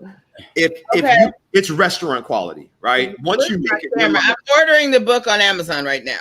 Yes! You guys, $20 on Amazon. Go now. Do it with me. The book was incredible. So, Ms. Hall, we're gonna let you close it out with just a little brief conversation on that, right? Like we're moving from this post George Floyd era of all of this racial unrest that's been here, and we've experienced it all along. And so it's interesting to see white America literally buy out the bookshelves of a lot of race conscious books that explains how racism affects us and how it empirically affects the nation.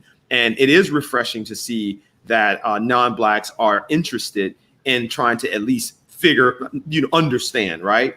And so the conversation has sort of or not lose money. I digress. Well, no, I'm referencing the actual protesters in the streets, right? They're buying out the books, right? So the young people, and I do think that that's a good thing. And so when it comes to that, the conversation for us and myself as well and Jill has been mainly economics, right? We really want okay, guys, I'm sorry. So you can buy, I'm sorry, Ms. Hall, people are asking where can they buy the book? I'm sorry. Amazon, I just showed them. I just bought one on Amazon. You can go to Amazon, but also if there are small bookstores that have it, support them. I know like Jubilee, Tony Tipton Martin's book, she doesn't have it on Amazon, but she has it at smaller stores because I know. I think Amazon for mine, but Jubilee or some other good ones. Unfortunately, we don't have any small bookstores. We have one. I know. We have one in Palm Beach. And I believe we have one in Fort Lauderdale as well. I'll share that with you guys. Okay, but I don't want to put y'all through that drama. Just go ahead. Just get the book. It'll be at your house before you drive to Palm Beach to get it, and you know it. So Ms. Hall, with that, the question was, now that we're transitioning into a conversation about economics, so many Black families are financially insecure, and we are attempting to really move into a space where our economics are at the forefront of this conversation of racial justice and at the forefront of the conversation of making sure and ensuring that there is equitable distribution of wealth in the nation. Where do you think food has a place in that conversation? And what would you say are some solutions to make that more of a robust conversation and solution driven? That's an easy question. Gosh, there's so many things. I think supporting our restaurants, I think supporting small independent stores, it may be less convenient, but find out where they are. There's an app called Eat Okra And you can go on Eat Okra and find out, like, as I'm traveling, I usually go on Eat Okra to see where these restaurants are so I can support them. I think find out online now that everybody's doing all these lists to see where certain businesses are. And I hope this is not just a trend where people like, oh, it's so cool to buy Black right now, and then it just falls off, because it really is about supporting not only food stores, wine stores, you know what I mean? Like, the businesses are out there, and when people ask me where are they, I can tell you where they are. I can tell you what to do, but the act of actually finding them is part of your homework, because you are invested in doing the real work. Right. Erica Knowles from Collective Drift, who she does events for women who travel. It's incredible, and she does local stuff. She just did a dinner party for us at a Wash, which is our Ethiopia. You been to a Wash? She said Mahogany Books is here in Mahogany Books, and you can get Carla's book here. Oh, so great! Thank you. Yeah. Wonderful. Yeah, thank you, Erica, for that. Well, I want to thank Ms. Hall. I know she has a hard stop and she's on the road and she needs to head out. And so we are looking forward to you guys ordering the book. And we're also looking forward to having Ms. Hall back very, very soon. Hopefully, as she continues to do her shows and all of the wonderful things she's doing, we're carrying Black America on her shoulders, because there's not many of you in food at all. I mean, who would you say before you leave? Who would you say is representative, aside from yourself, that you would say on a name that you can name that folks will know like yours, a household name, not like how we just talked about Ed Jordan, you know. Marcus Samuelson. You know Marcus Samuelson. You know, I'm trying to think. I guess there are a lot of people who are on Top Chef, Nina Compton. I'm thinking, because if they are looking at these shows, they do know these Black chefs. Gregory Goddard. What do you think? What do you think is going to take, though? That's the very last question. I'm so sorry, because that's so important. What do you think is going to take to create another Carla Hall and another Marcus Samuelson? Because it's so many non-Black food personalities, and we just don't know what the problem is. What do you think the problem is, and what is it going to take? That's the last question. I think it's going to take holding these networks to the fire and giving people. The reason you know me is because I was on television. I've had to reinvent myself, but even and you can't just walk on television. You have to have somebody give you a shot. We don't own the networks, right? So there's all of that. And it's holding these executives to the fire. And it's not just being the talent. You need Black producers. You need Black showrunners. It's not, you know what I'm saying? So when people think, oh, you know, hire Carla Hall, I don't want somebody to just hire me and it be short term. I don't want for a publisher to say, oh, we're going to have your book. I want a Black editor. I want somebody in a place of power who looks like me to make decisions. That's what we want. We don't want short-term fixes, because those will change. And when we're not the flavor of the month, then it'll go back to the same way that it was before. Yeah, and I will offer you all that you can you see her, my poster of Toni Morrison from her. Yeah. Yes. From her movie Pieces I Am. Toni Morrison was a book editor, and she speaks in this film, you know, really from a very strong place about why, just answering your question, Starix, exactly why. If she had not been in the room, Angela Davis would have never been an author.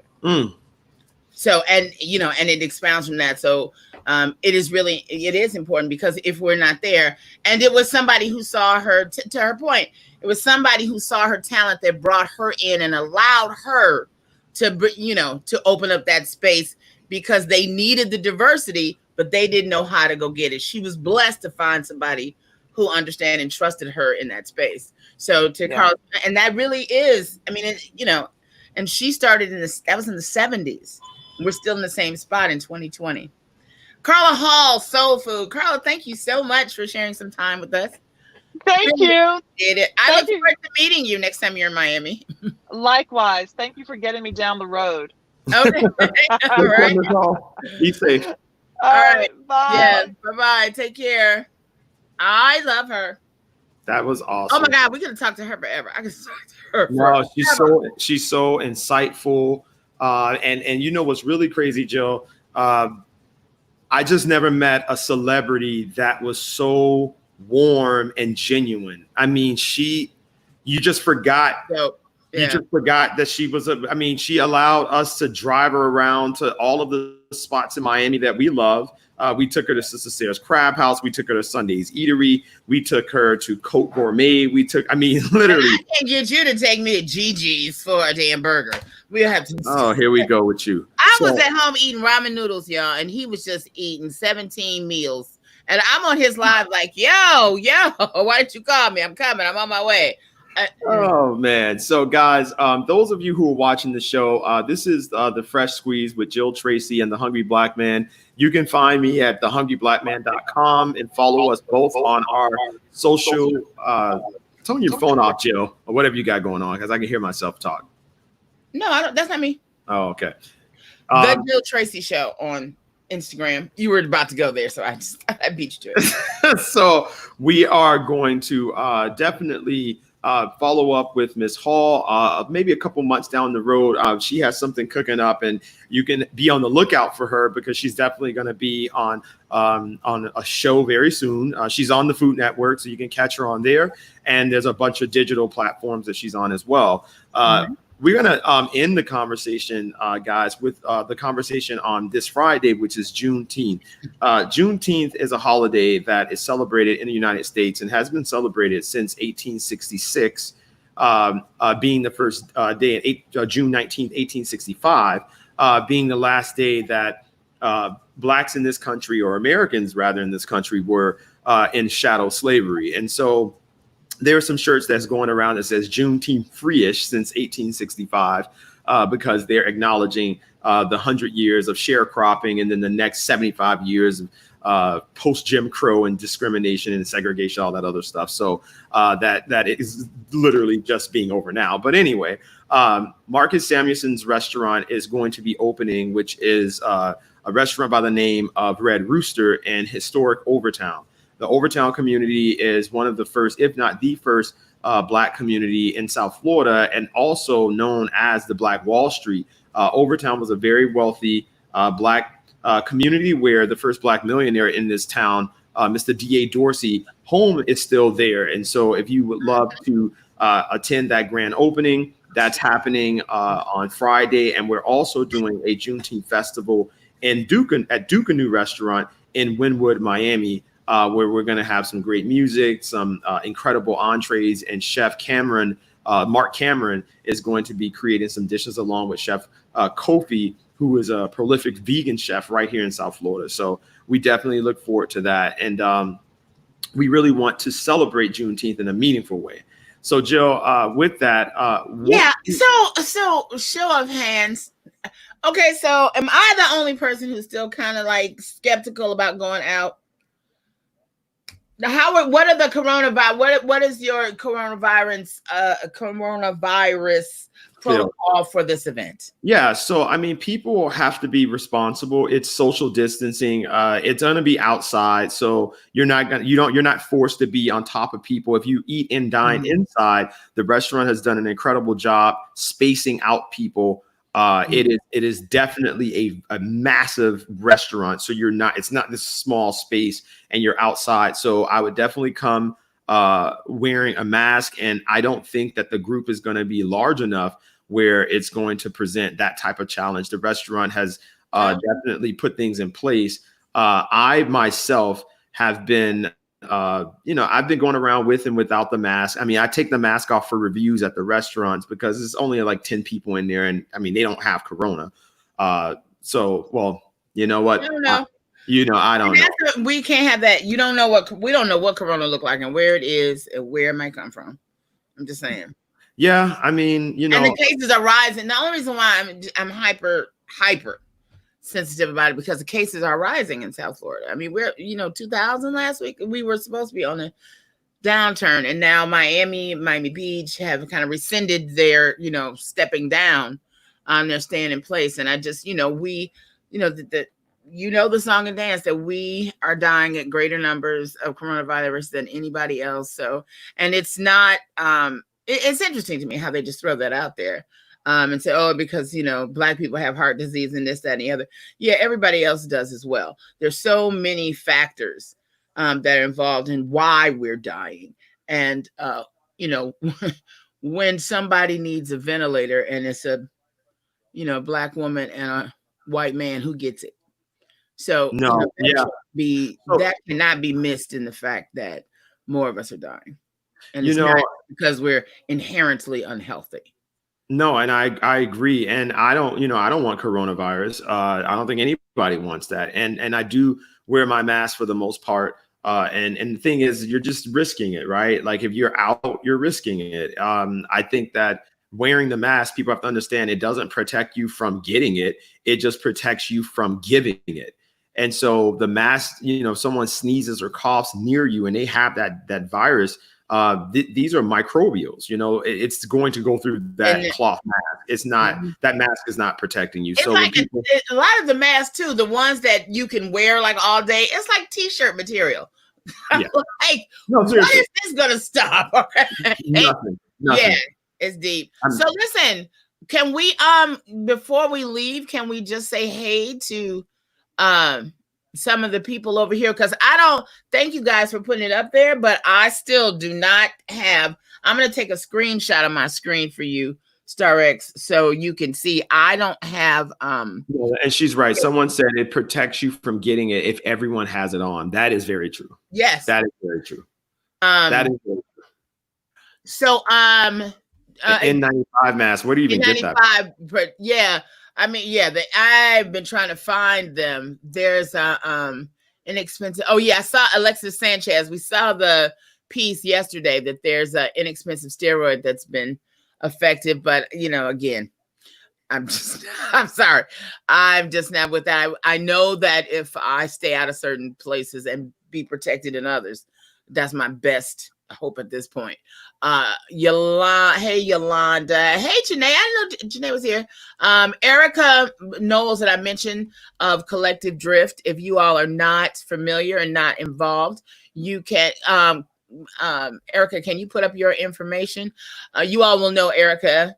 Janae Tate from being with us yesterday, and it was Alexis Tracy. She was also, there was somebody else up here that I wanted to that had a question for us. Muse. That was Erica too.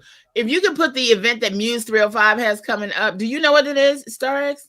I don't, but I wanted to get back on your Corona question, and I want to invite Commissioner Ricky Areola from Miami Beach, who's been a outspoken. Is his last name really Areola? Yeah.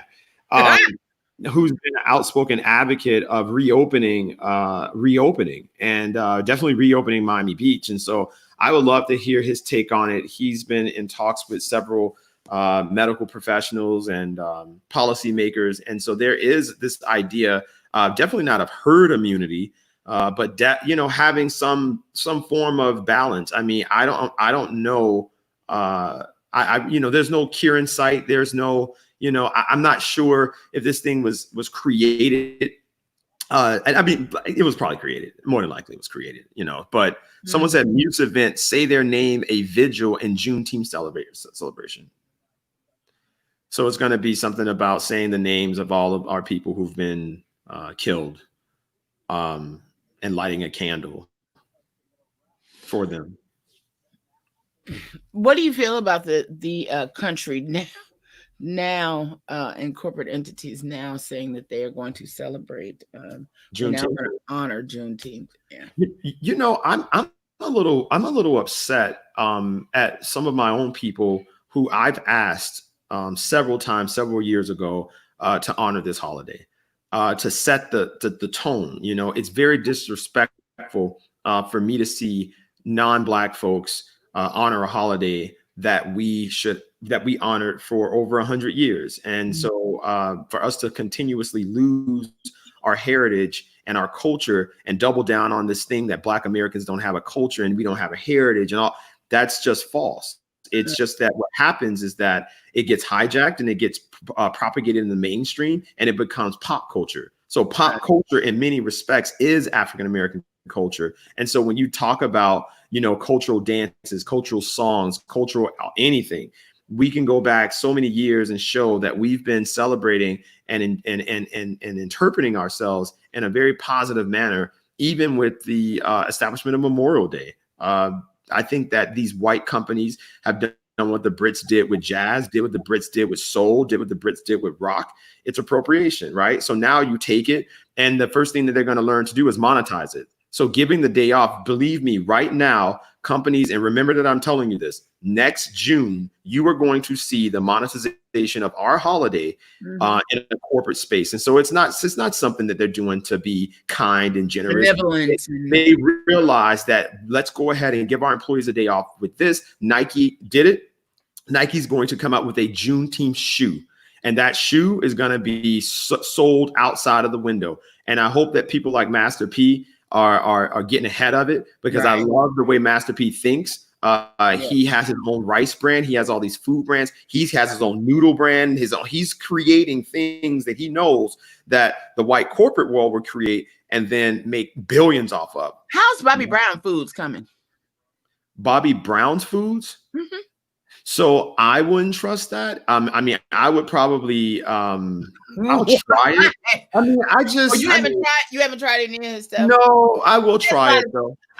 You know what? I was trying to remember the name of it when Carla was talking about the spices, you know, and Black companies. But yeah, he has a whole lot, you know, a whole spice line.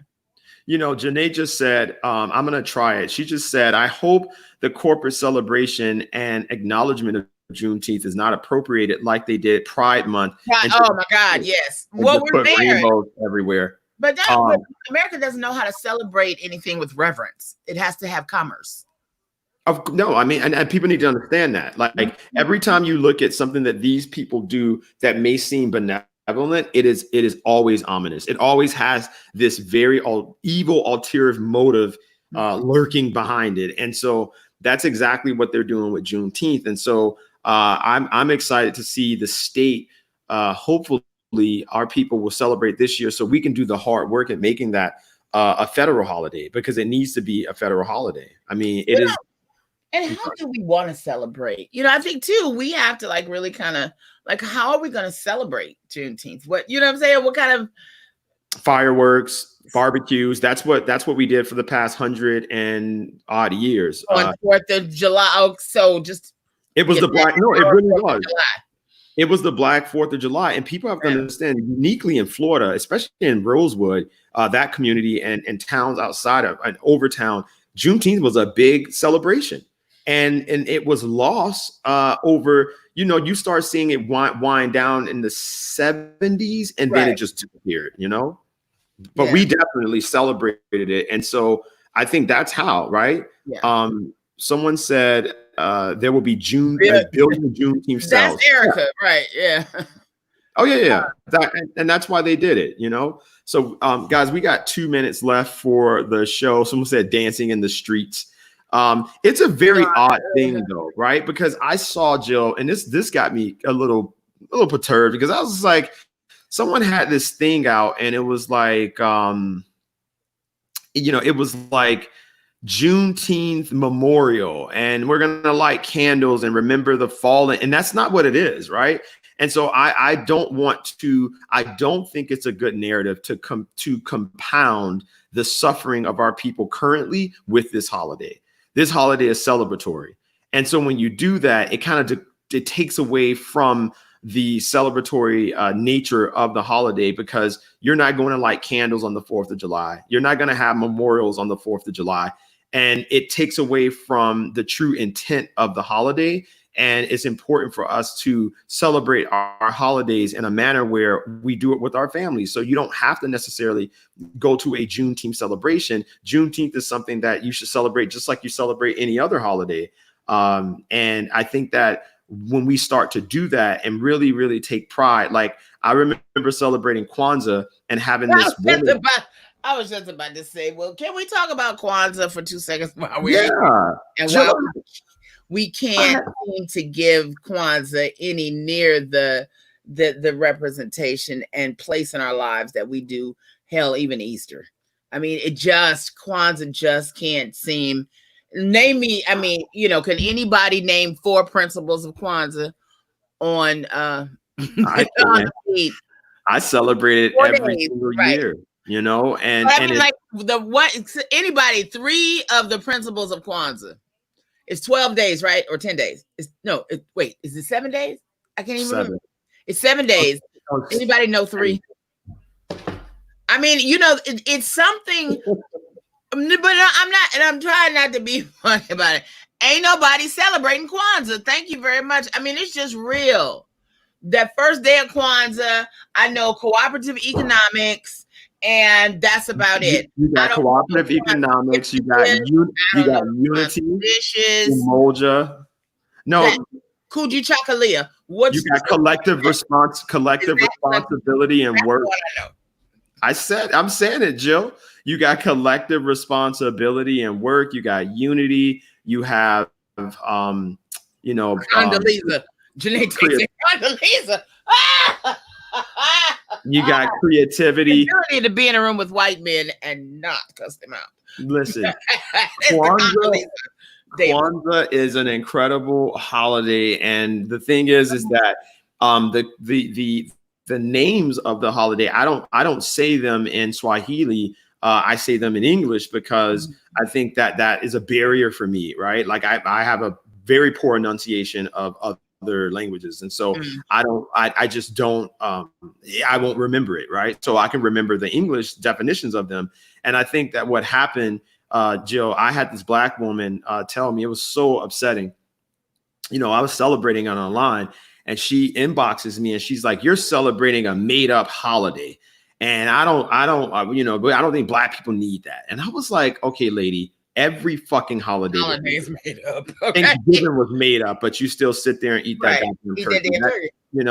And so all of these holidays were made up. And even one of the things, Jill, that's really upsetting, and we'll save that for tomorrow, is about how our culture, specifically Black American culture, folks just have this idea that we just don't have culture. And I'm trying to explain to them that, number one, we have culture. Number two, our ethnicity is really fucking new. And the fact is that all of these older cultures, they're rooted in things that are just as coincidental as the electric slide. So 100 years from now, the electric slide is going to be a cultural dance for Black Americans. And so now you can look back, but our ethnicity is new. We've only been in existence since 1776, so what is that, 300 something years? And so now you're looking at the manifestation of us having cultural songs like Frankie Beverly and Mays, Before I Let You Go. In 100 years, that's going to be our cultural, That's going to be the national anthem. No, seriously, right? And so with the remix by Beyonce. Right? The queen of Black America. I think that that's important, and we got to celebrate our heritage. We just do, and I like the fact that I went to Haiti. Go ahead. I'm sorry. I think one of the problems of celebrating is that we don't really know it. We don't. How far can most of us go back in our lineage? Do you know what I'm saying? I wasn't here. Must have been on another live. But you've been to you've been to my house, and you see all of that. I'm very blessed, and that's just a few of them, to be able to go back 4 generations. But that's it. I have a picture of the last person in my family that was a slave. That's 5. That's as far as I can go. Some people can't go that far. You know what I'm saying? And what if I had not, like I would love to know how she got here. All I know is she got from Aberdeen, Mississippi to Chicago, thus they got to Detroit. But how did she get to Aberdeen, Mississippi? You know what I'm saying? How did all, you know what I'm saying? I mean, there was a whole line before her, because 5 generations, what is that? 100 and some odd years? No, a little bit more. Math wasn't my specialty. But to your point, Janae said, I can't go back past my great grandparents. Have you taken the genealogy test? I don't trust that shit, Eric. No, I don't. But my family, and I think that's what's important. You know, on my dad's side, we went back pretty far. We went back to the early 1800s. I think it was 1819, and that was the furthest. Yeah, that was the furthest we can go back, and that was only. But that was only because we were in servitude that long, and they had records of the spell, you know. And that's got to be like 18, maybe 25. Yeah, something. And the thing that pisses me off about the whole conversation with just folks saying stuff like go back to Africa and shit like that. It's so funny because many of us that are Black American, we've been here longer than most of these white people that came over with the Irish in the 1920s. And so I think it's so incredible that you hear people say that, and you're probably more American than they are, and built this country by force. I think that for us, I've been to Jill's house and I saw that photo of her relative. I have to tell you, he was sitting on my couch. He was like, "Who are these people?" Like, I think after he he thought they were just like posters or something, some shit, I bought at a museum or something. And it's like it kind of dawned on him. He's like, "Who are these people?" And listen, and we had more. It's only because my great grandfather was a numbers man, and we always had a photographer, in the house at all times. And there were so many more, but as things would happen, and I took, when I went to college, all of this, and I just didn't get anything else. But I'm, it's just a blessing to be able to have that. But I think that was, and somebody who said, have I ever tried genealogy? We did, and I said I don't trust it. We did it once, and it was like everybody was from someplace, Ethiopia or Nigeria. Like everybody in our family was like, how y'all know that? Y'all couldn't even trace to where I know we came from, is Aberdeen, Mississippi. So how what we was from Nigeria and this and other? Well, they had some of that's made up. I'm sorry. Yeah, it is, and I got mine, and it was interesting because the one that I received, and I did it, and it was funny when I was at Jill's house, her photos on the walls looked like a James Van Der Zee collection, right? And that's what I thought it was. I was like, whoa, Jill has this incredible collection of James Van Der Zee originals. Then it turned out that it was just her family. But the eerie photo that she has on the wall of her relative that was the slave, guys, and I have one. I told her we have one as well. Yep. When you see this, it really, really it was almost like watching a horror movie, because you saw her other relatives they're standing up straight, they're looking at the camera, and the relative that was the slave, it was literally as if there was a supernatural force pressing her down. And she was just it hit home. Because that's how, even though we're not slaves, it does to you. It's like I immediately connected with whatever that was that she was feeling. It's like we have the fucking stardust of that shit. Yeah. You know what I'm saying? Great way to say it. Yep, it is. It is. It really, really is. And that's why it's so important, for as far back as you can go. Maybe that is something, Stars, that's a great thing to do for Juneteenth. Do you know what I'm saying? Is for people to get together and trace their family back as far as they can, because this whole quarantine, I was telling you, my family, we get on like every 2 weeks now, we get on a Zoom call, and each person will tell their story, because even those of us that are still here, we don't know everything. We have one living relative, Aunt Carol, who, and Sandra, my cousin, is on here somewhere. Carol can draw the line to how we got to the last relative that was a slave, and then who all of her children were. Because all of us didn't even know that. I know my grandmother, but I didn't know her 4 sisters.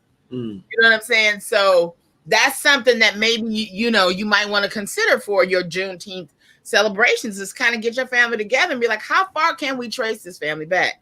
You know what I'm saying? Because we owe it. If we don't do it, right, what has happened to a lot of our families is that we don't have the heritage to give to our children so that they can walk in the world knowing from whence they came. That's a great analogy that you use, Starx, because when you don't know, you kind of end up bent over like my literally third great grandmother, the last one that was a slave. However, but when you do know, you stand and walk in pride because you know what got you to that space. Yeah, that might be something really great to do for Juneteenth. I think that would be a great activity to do. And we, with my family, that's how I found out, Jill. That's literally how. And what's so crazy? When I was talking to my great grandmother, I was afraid of her. She just I was scared of her as a child. And it was funny when I was talking to her about her mother. That's how I found out who, like, her grandma. I was like, Jesus Christ! So my great grandmother knew her grandparents. That's how long. And my great grandmother. This was in 2003, and she, when I was talking to her about her grandmother, I'm like, damn, you're 93. So how long have we been? You know what I'm saying? Like, how long have we been here? So. It becomes hard for Black Americans because once you land at the plantation, it's kind of impossible for you to find out anything else because your humanity was gone. So now that's what happened, and that's why I know I put that on my page, but I was real serious about that. I don't like this Smith name, and I don't want to keep this last name. And so if I can in the near future, I am changing my name. And if I have kids, I don't want my kids to have this. I don't want them with this last name because this person was a horrible person. And, it's just so hurtful for us to walk around. I feel like the way those Africans look when they put on those fucking blonde wigs in court, they look ridiculous. And I think we look ridiculous with these last names. And so I think that as we move forward, and then Black people, I don't give a fuck about the ones that are, I'm going to keep my last name. I don't know what the fuck you're talking about. Keep it. I'm not discrediting you from wanting to remain branded with that shit. But for me, I'm going to look into right. I'm sorry. You said for me and have you been to the Smithsonian? Yes, I have. Of course. Museum of I haven't been yet. I went to DC. Are you going? Are they having CBC this year? Have you heard yet? I doubt it because that'd be a perfect way to kill off all our leaders. And I think what I think they're doing. I think they were probably in the air spraying that corona around at those fucking protests. I wouldn't be surprised. I wouldn't be surprised because it's a perfect storm, right? Like you got this disease that's disproportionately affecting Black people. Then you create a fucking issue to have them gather themselves together, and then you just go ahead and spray them. And that shit scares me a lot because if we ever have an evil sect in the government that's covert and well, I mean that we do have one. No, we had that, right? The CIA did a number right now. Yeah, they did a number on us, and it was interesting because the CIA, people don't realize this, but they settled hundreds of fucking Nazis. The CIA was so visceral and evil that they took Nazis and put them up in Florida, put them up literally in Florida and other states and gave them money and had full families, right? And this is what I want our people to turn into. People always go, oh, you're always talking about Jewish people. And it's like, I need us to have this energy. The Jewish people went bananas and they were like, fuck that. They got a fucking group and was like, we're going to hunt all of them down. And so imagine if our young Black militant professionals thought that way about fucking Klansmen. And we see, and you go right to Alabama and you see that our people were being lynched in the lynching museum that Brian Stevenson and Oprah, and she did something good, Oprah donated money to. And, that museum, when you go there and you see, Jill, it's impossible not to be mad when you come out of there because you're like, my God, the last lynching was 1983. What? No, the last lynching was 3 days ago. Well, I didn't hear a lot about that.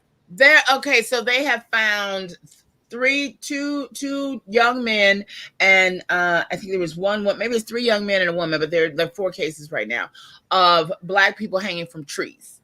And one of the ACLU, I think, we'll bring the story up fully tomorrow. But one of the ACLU directors was talking about it with somebody on CNN. And he said that they have reported the youngest young man, I think he was 23 years old, as a suicide. And then he said, however, there was no chair present.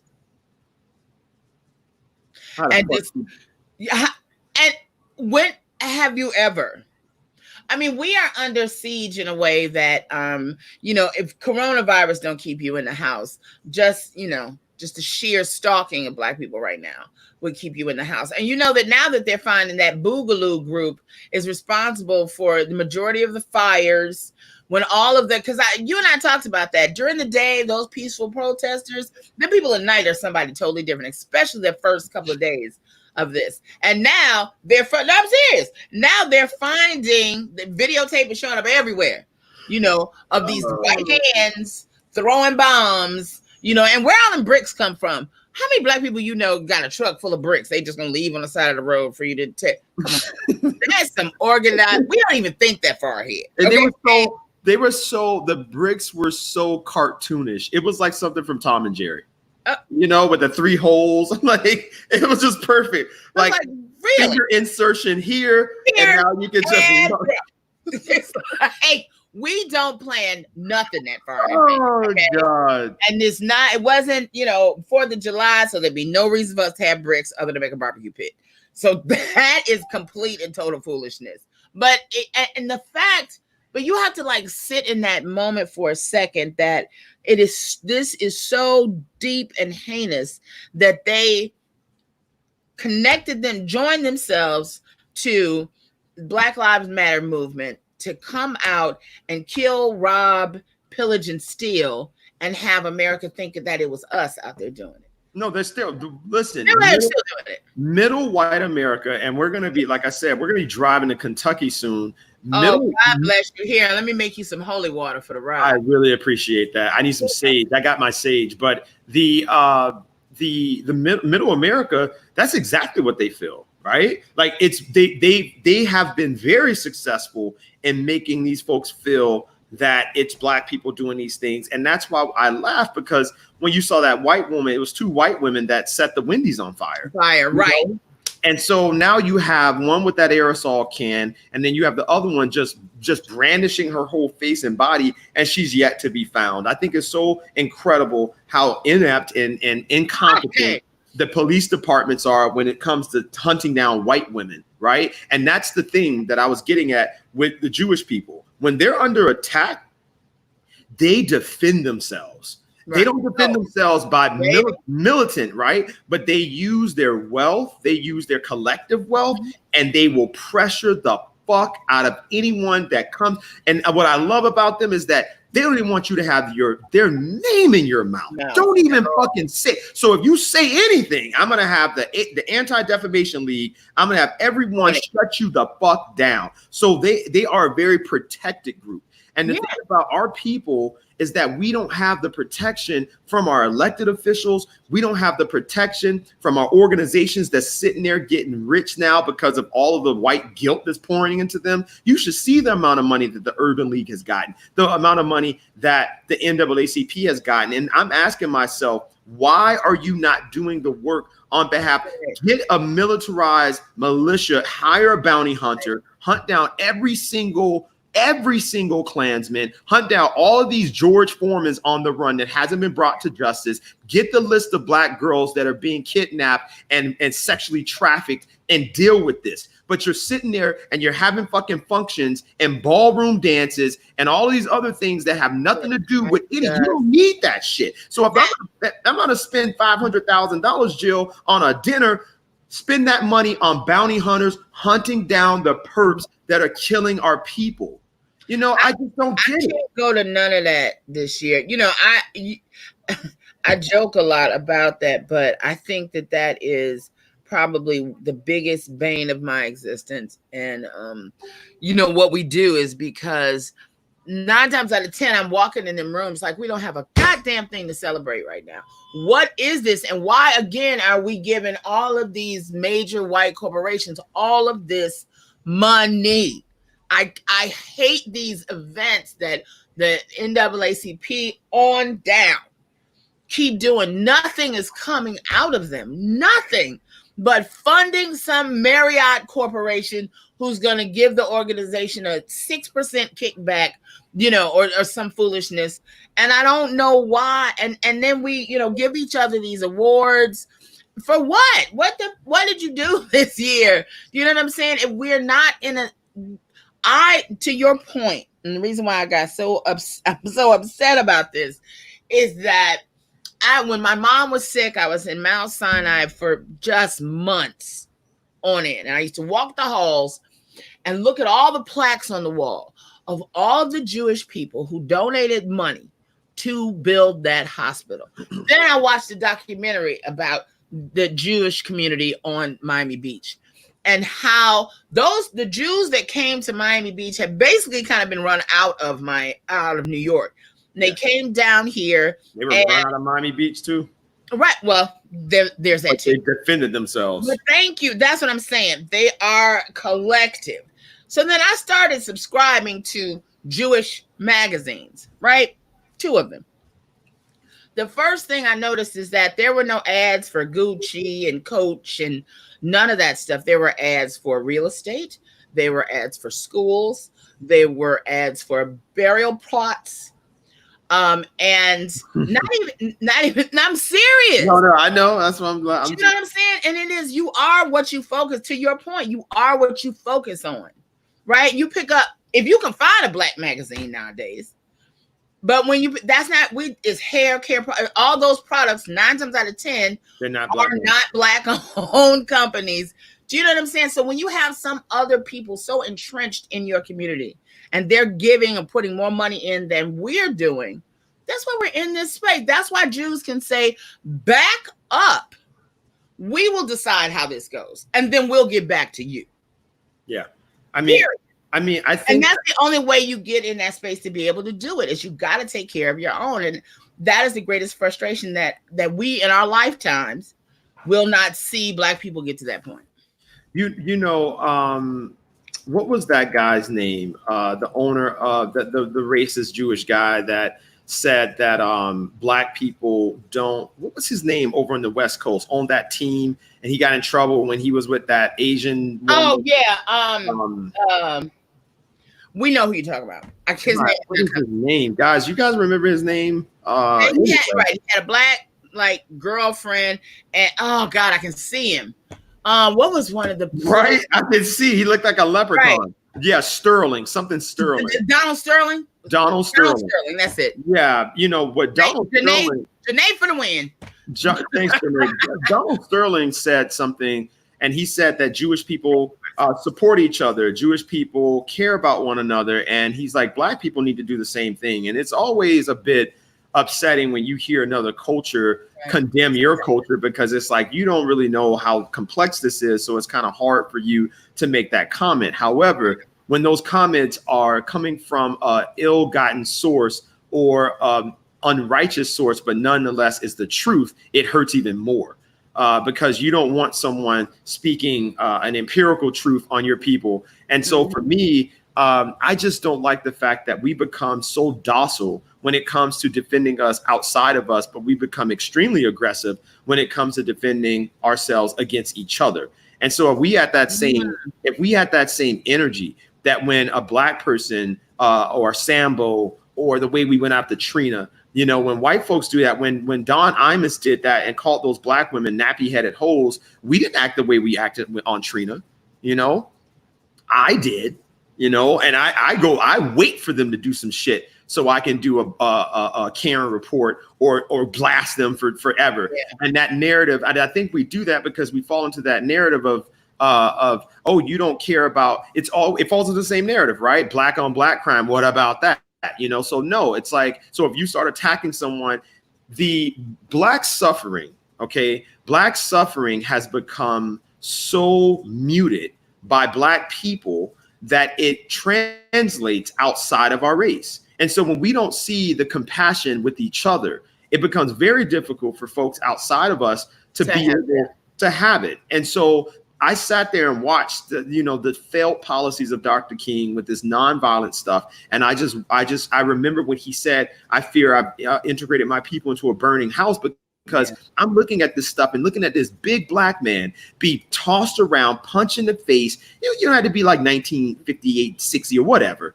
And I'm just looking at this and I'm like, there's no fucking way that I would have been a part of Dr. King's movement at all. I wouldn't have been out there doing that shit. I literally would have been, hey, if we got to start our own bus company, let's ride our own buses. We don't have time to integrate their buses. I don't give a fuck about their buses. And that's something that I've always had. I never had this idea of like making them like us or care about us. And then you become the same way that we talked about, how when white people deal with you, they treat us as like almost like a fucking pet. Guess what we do? We change our narrative of who we are. We change the way that we speak, the tonality, the way we stand. It's all nice and smiles and stuff. And I'm like, well, why don't you do that for your own people? I've seen black people that are nasty as fuck to each other. And then you go on these white people's spaces and faces and you just change. And I'm like, give me that fakeness. I just really think that I think that it'll come. It may not be in our lifetime. It's going to have to be. What got us here was really desperate struggle and death and, sadness and struggle. And I think we're about to go through the next cycle of that. And, we may not be here when that reckoning comes for the Black community.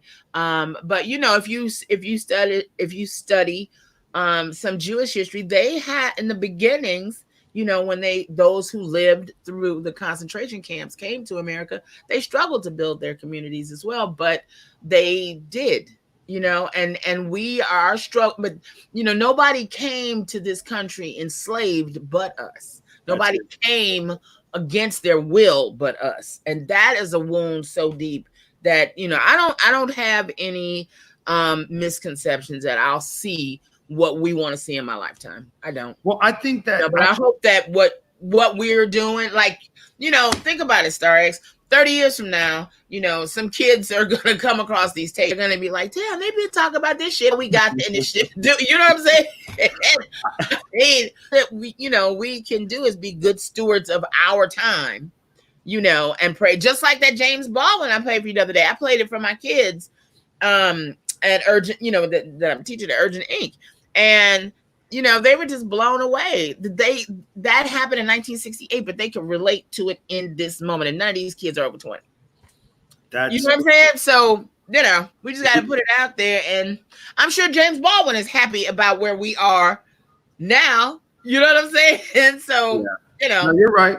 I think that one of the things, one of the things, Jill, is, the whole Jewish Black connection is so interesting, because when you start looking at any white person in this country that's done some amazing work financially behind Black people, it's always Jews, And so I'm just like, I want to know, and I'm gonna bring a very wealthy Jewish person on the show.